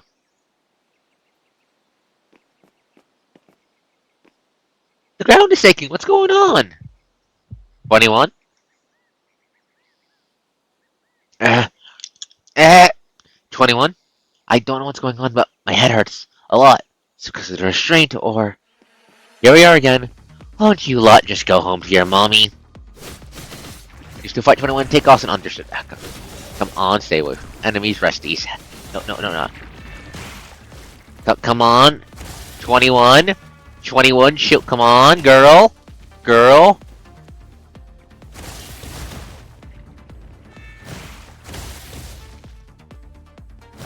Okay, if she's going to be fucking...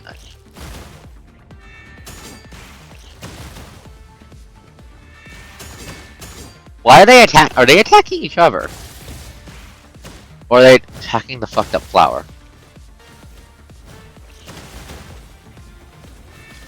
Oh wait, moving makes it go faster. I'm stupid. Moving makes it go slower, I meant. Oop, I'm stupid. Pain is eased off a bit. Phew, it doesn't hurt anymore. Are you alright? Don't stand there, Shorty. Run! Protect him. 21, get away. Got it. Ah, leave me alone.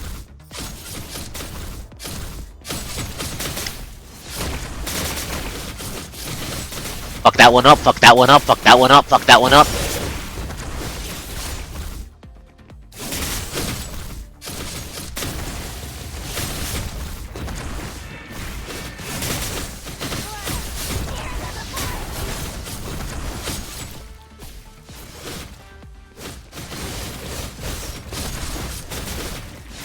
Keep on stabbing, keep on stabbing.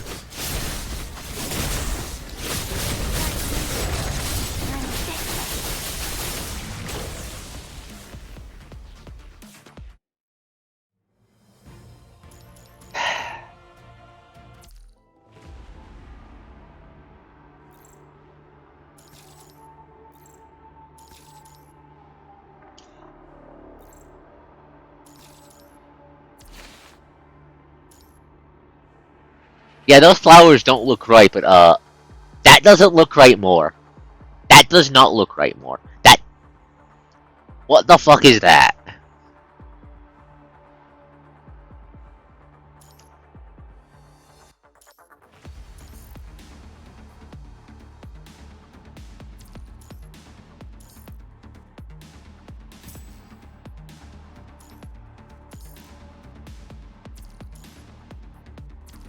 There we go.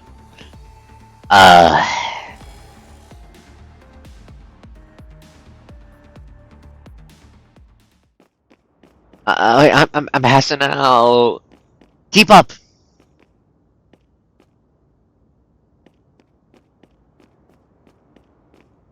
You're right. They do have blue on in their pollen. What the fuck is this? Enemies ahead.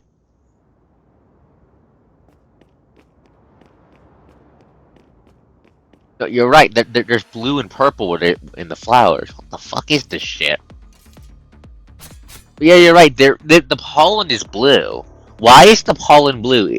Are these flowers growing tantalum?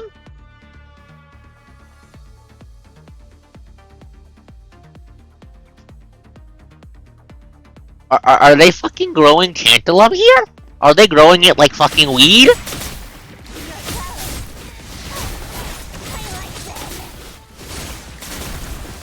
Are they growing the plot rock like fucking weed?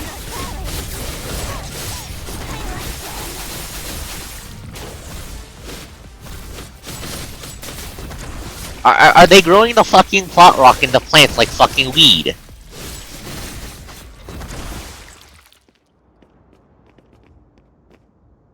All clear around here. Let's rest up for now. Oh, what happened to your face, Swordie? You alright? I think so. The weird leaf scratched my face when I was on the run.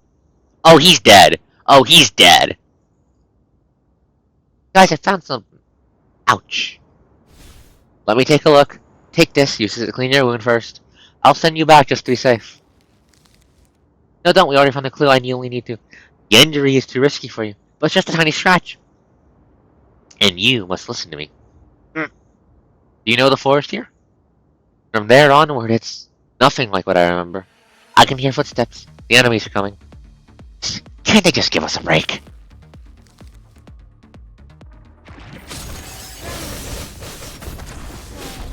Check Lilin while he's patching up.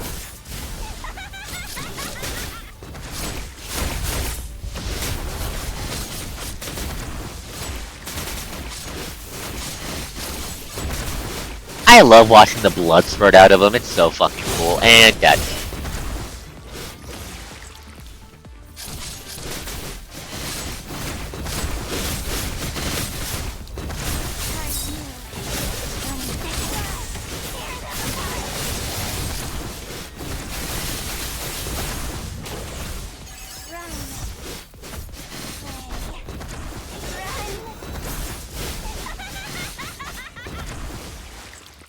They're getting tougher. I can't tear them apart easily.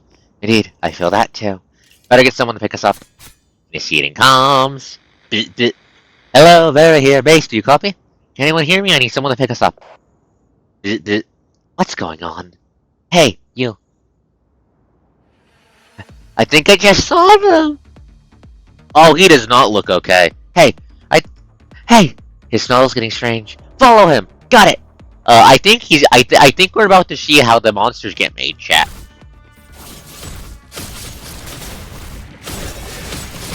Don't go, Saren, wait for me!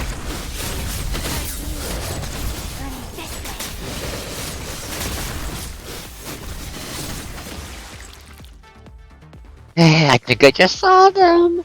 He's getting gooped. He's getting gooped as we speak.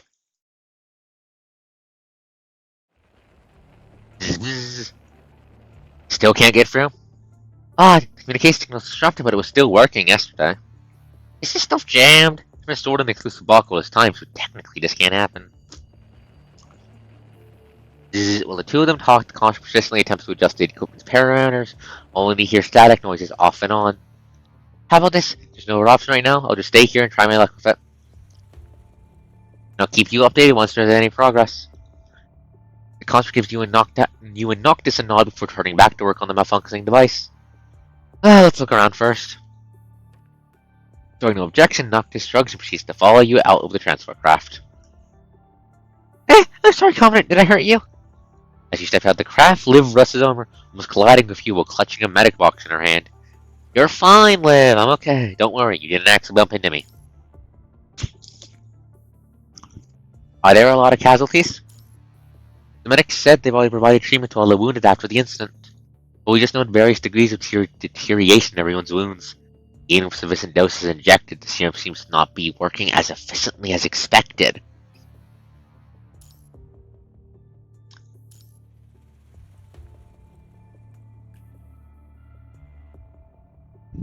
I'm sorry. Are you saying the virus is getting resistant to the actual fucking serums? You know, the shit that keeps the coast from getting killed by the virus? The antivirus medicine? That? It's not working? What do you mean it's not working? And one of the medics accidentally came into contact with an infected patient's body fluid, so I'm bringing medicine over. Liv, be careful. Giving you a brief nod, Liv hurriedly departs, grabbing the medicine box tightly in her hand. I don't like that, chat. I don't like that, chat. Hello, officer. Just call me Arcos. Officer Arcos, is there anything I can help you with? Talon's expression shows genuine sincerity. Arriving here, your squad Noctis ran to a church group in the south of the conservation area. Noctis needed to race with the conquered group. They decided to let one of them escort Noctis and you back. Learning about what happened from Talon's, you intended to contact Vera for discussion regarding the next step. However, you soon discover significant signal disruption in the vicinity, i.e. the comms don't work. As if enveloped by a veil of mist, the entire area suddenly lost all communication signals, casting a sense of unease over everyone present. I can send my men to assist if you plan the rendezvous with Captain Vera. We need to be discreet before taking any action. If your location unknown, our decision can put another group of people in danger. You're right. I'm just worried about the kids' safety. If they do run into any danger, Bear and the others will do everything they can to protect him. And I'm sure you sent him on this mission because you believe in him. Yeah.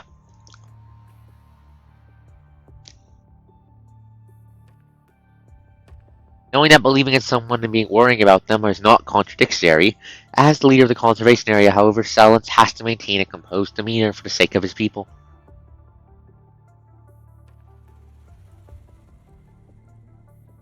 The other thing is, my men noticed some unusual activity in the south. We're going to check it out. Can you assign a construct to come with us? I heard you guys bumped some monsters on the way over, so I'm thinking they might have wandered somewhere nearby. Noctis, can I leave that to you? Oh, I was kind of expecting you to let me search for Baron 21 so I could see them burst into tears upon my arrival. We both know they wouldn't do that, fuckboy. Anyways, dealing with those header creatures is also part of the gig that Vera gave me. As Noctis moves his shoulder around, he follows the lands away with his weapon in hand.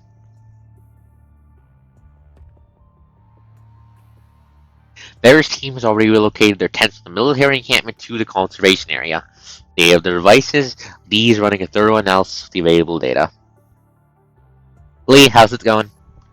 I've been trying all the way here, but the videos can't be uploaded with the local channels on and off. Well, I've had all the data sorted out for a squad as you asked. Now tell me about your speculation. See the free dots flash on the screen before you, representing the free CPFs located near the missing points. Dots marked 1 and 3 are remaining green glow, suggesting the CPFs are operating normally, while the other dot is grayed out, which means that CPF 2 has been shut down.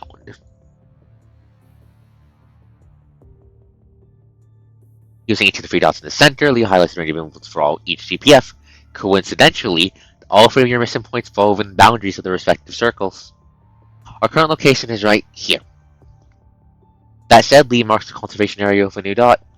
Take the operation terminal from Lee and hide all the other marks, leaving only the 3 mission points to the conservation area on display. According to Silence and Vera's men, I'm assuming the conservation area will soon be the 4th location where the hetero creatures gather. The possibility stands. Since similar situations haven't occurred here, the command center didn't include this area in our mission. That's my assumption. So I ask about around with the CPF. No, so you think it has nothing to do with the filters?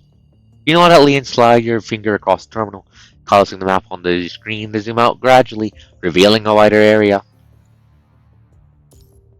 Hold on, Lee immediately picks up your thought and takes terminal back. 2 seconds later, a bigger dot is marked on the map, the Inver Hetero Tower.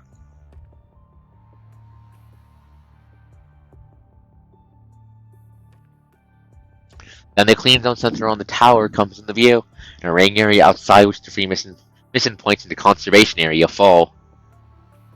This means hetero creatures are gathering abnormally in the vicinity outside the clean zone? Are they trying to lay siege to it?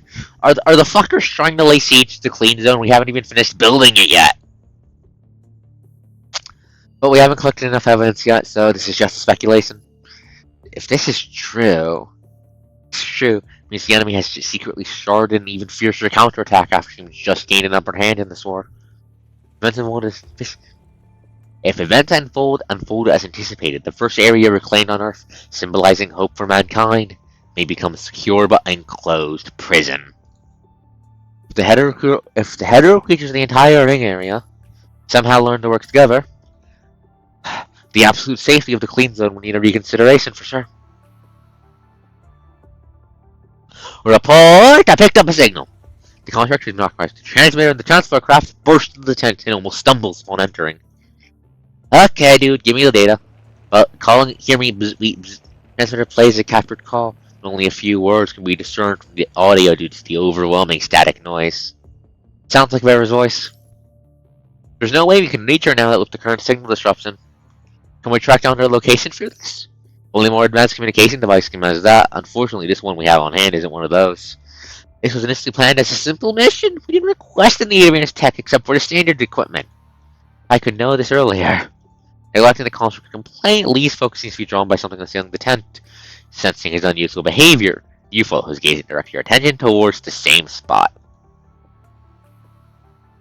Having seen that, the constructor abruptly ceases mumbling and joins you and Lee in looking up. Is it purple goop? No, at the focus of your gaze is a capsule-shaped level vial attached to the ceiling. The red liquid inside appears to be trembling slightly.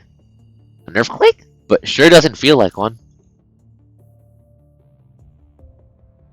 The tremor doesn't come as you expected. A few seconds later, the level of bio already turned still once more. Was that wind? But this tent is military-grade windproof. As Lee lifts the tent flap, you expect to be greeted by a powerful gust of wind that would shake the tent. However, nothing happens. You only lock eyes in contemplation as suddenly a sudden tremor rips through the ground beneath your feet, disrupting the momentary stillness. Unlike sensation of the ground being torn apart, you are bombarded by intensifying small vibrations, as if countless insects are scurrying and trampling upon the ground. Peculiar sensation creeps up from your feet, crawling its way up your body until it permeates every inch of your skin. No thank you! Let's check outside. No thank you! Confused murmurs and noises reverberate throughout the conservation area as people exchange glances searching for an explanation. Before anyone can fully comprehend the situation, the ground starts shaking with even greater force and the true horror begins to unfold. Mist rustling down the vegetation, some of the grassy plants anchored in the solid topsoil are effortlessly torn asunder, exposing their twining brown light roots. Ah! Earthquake! It's an earthquake! Run to the open space! Don't get close to any buildings and forget about your stuff in the tents! What is that? Transmitter still in hand, the construct makes an exaggerated lunge to steady himself, pointing towards something in the distance. Turn your head in the distance, a mesmerizing sight unfolds before your eyes. The treetops, adorned in their bright colors, slowly emerge from the depths of the dark green woods. The fuck? What the fuck is that?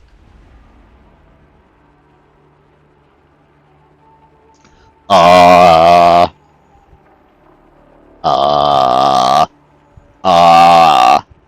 uh, what the fuck? Excuse me? What the fuck? Their growth defies all expectation, surpassing normal dimension of trees in a matter of moments.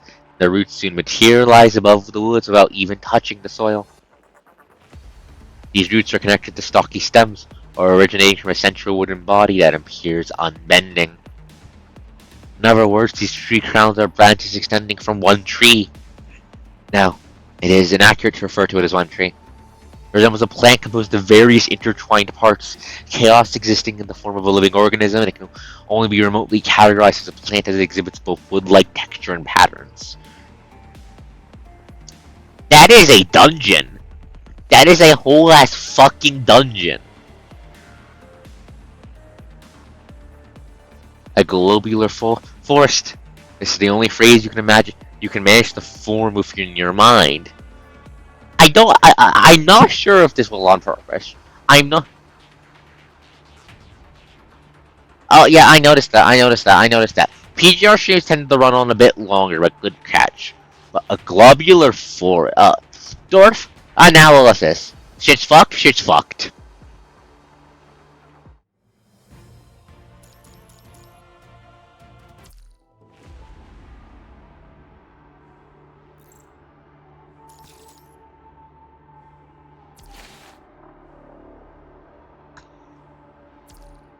What's our percentage at? 50%.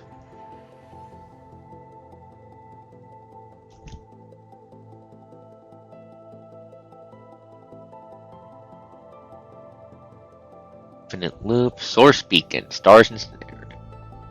Long by, shaped ripples, awakening tundra.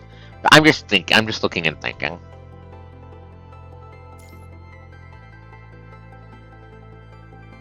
Live. What are these little emblems for? Those are new. We still don't know what those are for. But then again, the first one of those pops up at what chapter is it? Stars ensnared. I wonder if there's some sort of like collectible or something. We'll find out when we get there. Luna. Now I think halfway through is a good place to stop for the night. If that is okay with everyone? I think halfway through is a good place to stop for the night. Because I likely could finish it in one sitting. I do think we could finish it in one sitting tonight. I also don't want to wreck myself. Because I do have a stream for tomorrow, and I need to get better at pacing myself so I don't burn myself, so I don't wreck myself for like a week again.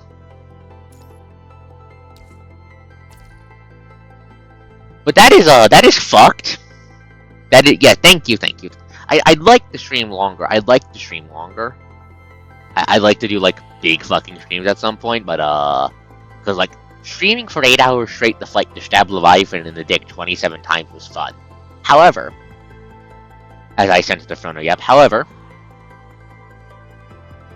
that also exhausts the fuck out of me. So if I want to do longer streams, I need to like fuck with my start time. But actually, let me slip back down here. I forgot to do something. But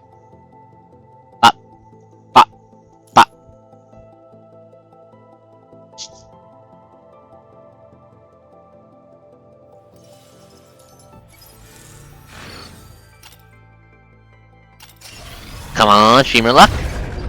No.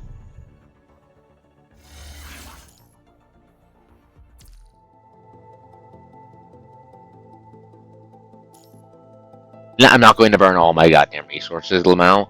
I'm going to save up for 10 roll next time, but it said to do one good roll at the start of the stream, so I wanted to try one good roll. Then again, it is technically a different day, so maybe that blessing ran out. Anyways. But yeah, I'm calling it here for tonight, folks. Thank you all for coming. I know this is a bit short for a PGR stream. Normally we go for more like we tend to go for more like 5 hours, but I think I'm still kind of recovering from the whole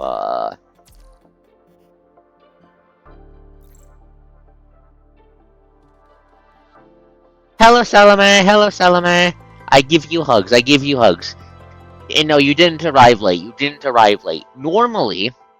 Normally the coast would be normally I would only be ending it out in an hour from now.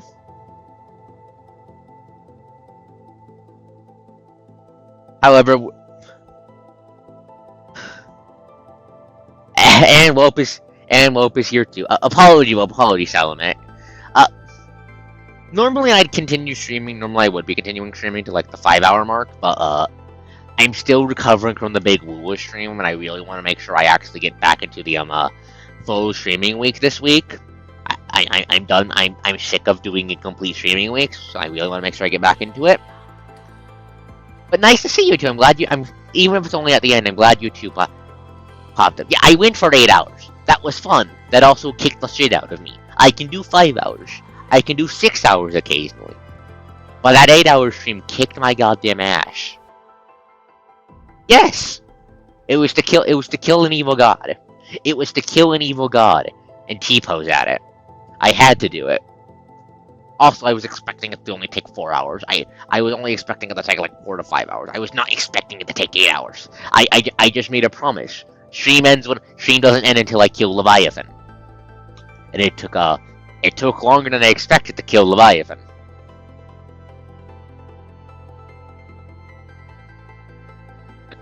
But yeah, 21's chapter has been... It can be draining, yes, I'm going to give you hugs. But yeah, 21's chapter is very fun so far. Okay, so basically, what you guys missed, because this actually will serve as a nice little recap at the end of the stream for people. 21 has gotten a new frame from Kurano to hopefully fix her brain crazy issues. To prevent her, to stop her from going crazy because her brain doesn't like her frame. It's a cute dog girl. Well, wolf girl. We've learned more about 21's issues connecting to people. We've met independent construct of all things by the name of Kanon, who quickly has befriended him. The local mad science experiment. The conservation area the plot centers on for this chapter arc has had people going missing, and I think it's because the punishing virus is turning them into new monsters. Speaking of new monsters, Not quite, not quite. Let me show it off. Let me show it off. Let me show it off. Because I actually have it. I actually have this one.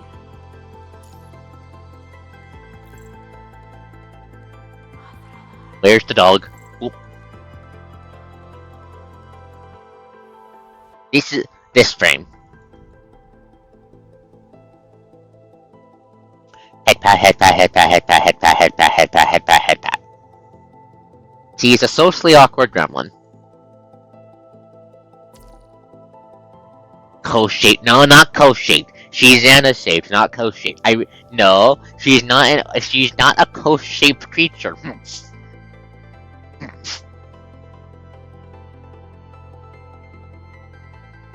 But yeah, we've had new kinds of horrible monsters show up. We've had what appears to be the understandable. Have a nice day. But we've had a new monster show up. The local evil MacGuffin, the punishing virus, is turning a new color, which is ominous. I think it's because it might be because it's merging with organic tissue, because it's been doing that a lot on stream. But then I think it's also because it's doing shit with the process behind the local plot rock that enables the uploading the story is centered on. So yeah, horrible murder monsters, people going missing. I think they're getting turned into them. Yada yada yada, yada yada yada. Coach almost gets blown up by a dumbass teammate. The usual. The best girl Lucia is being held for political bullshit, for reasonable political bullshit due to the events of her previous arc.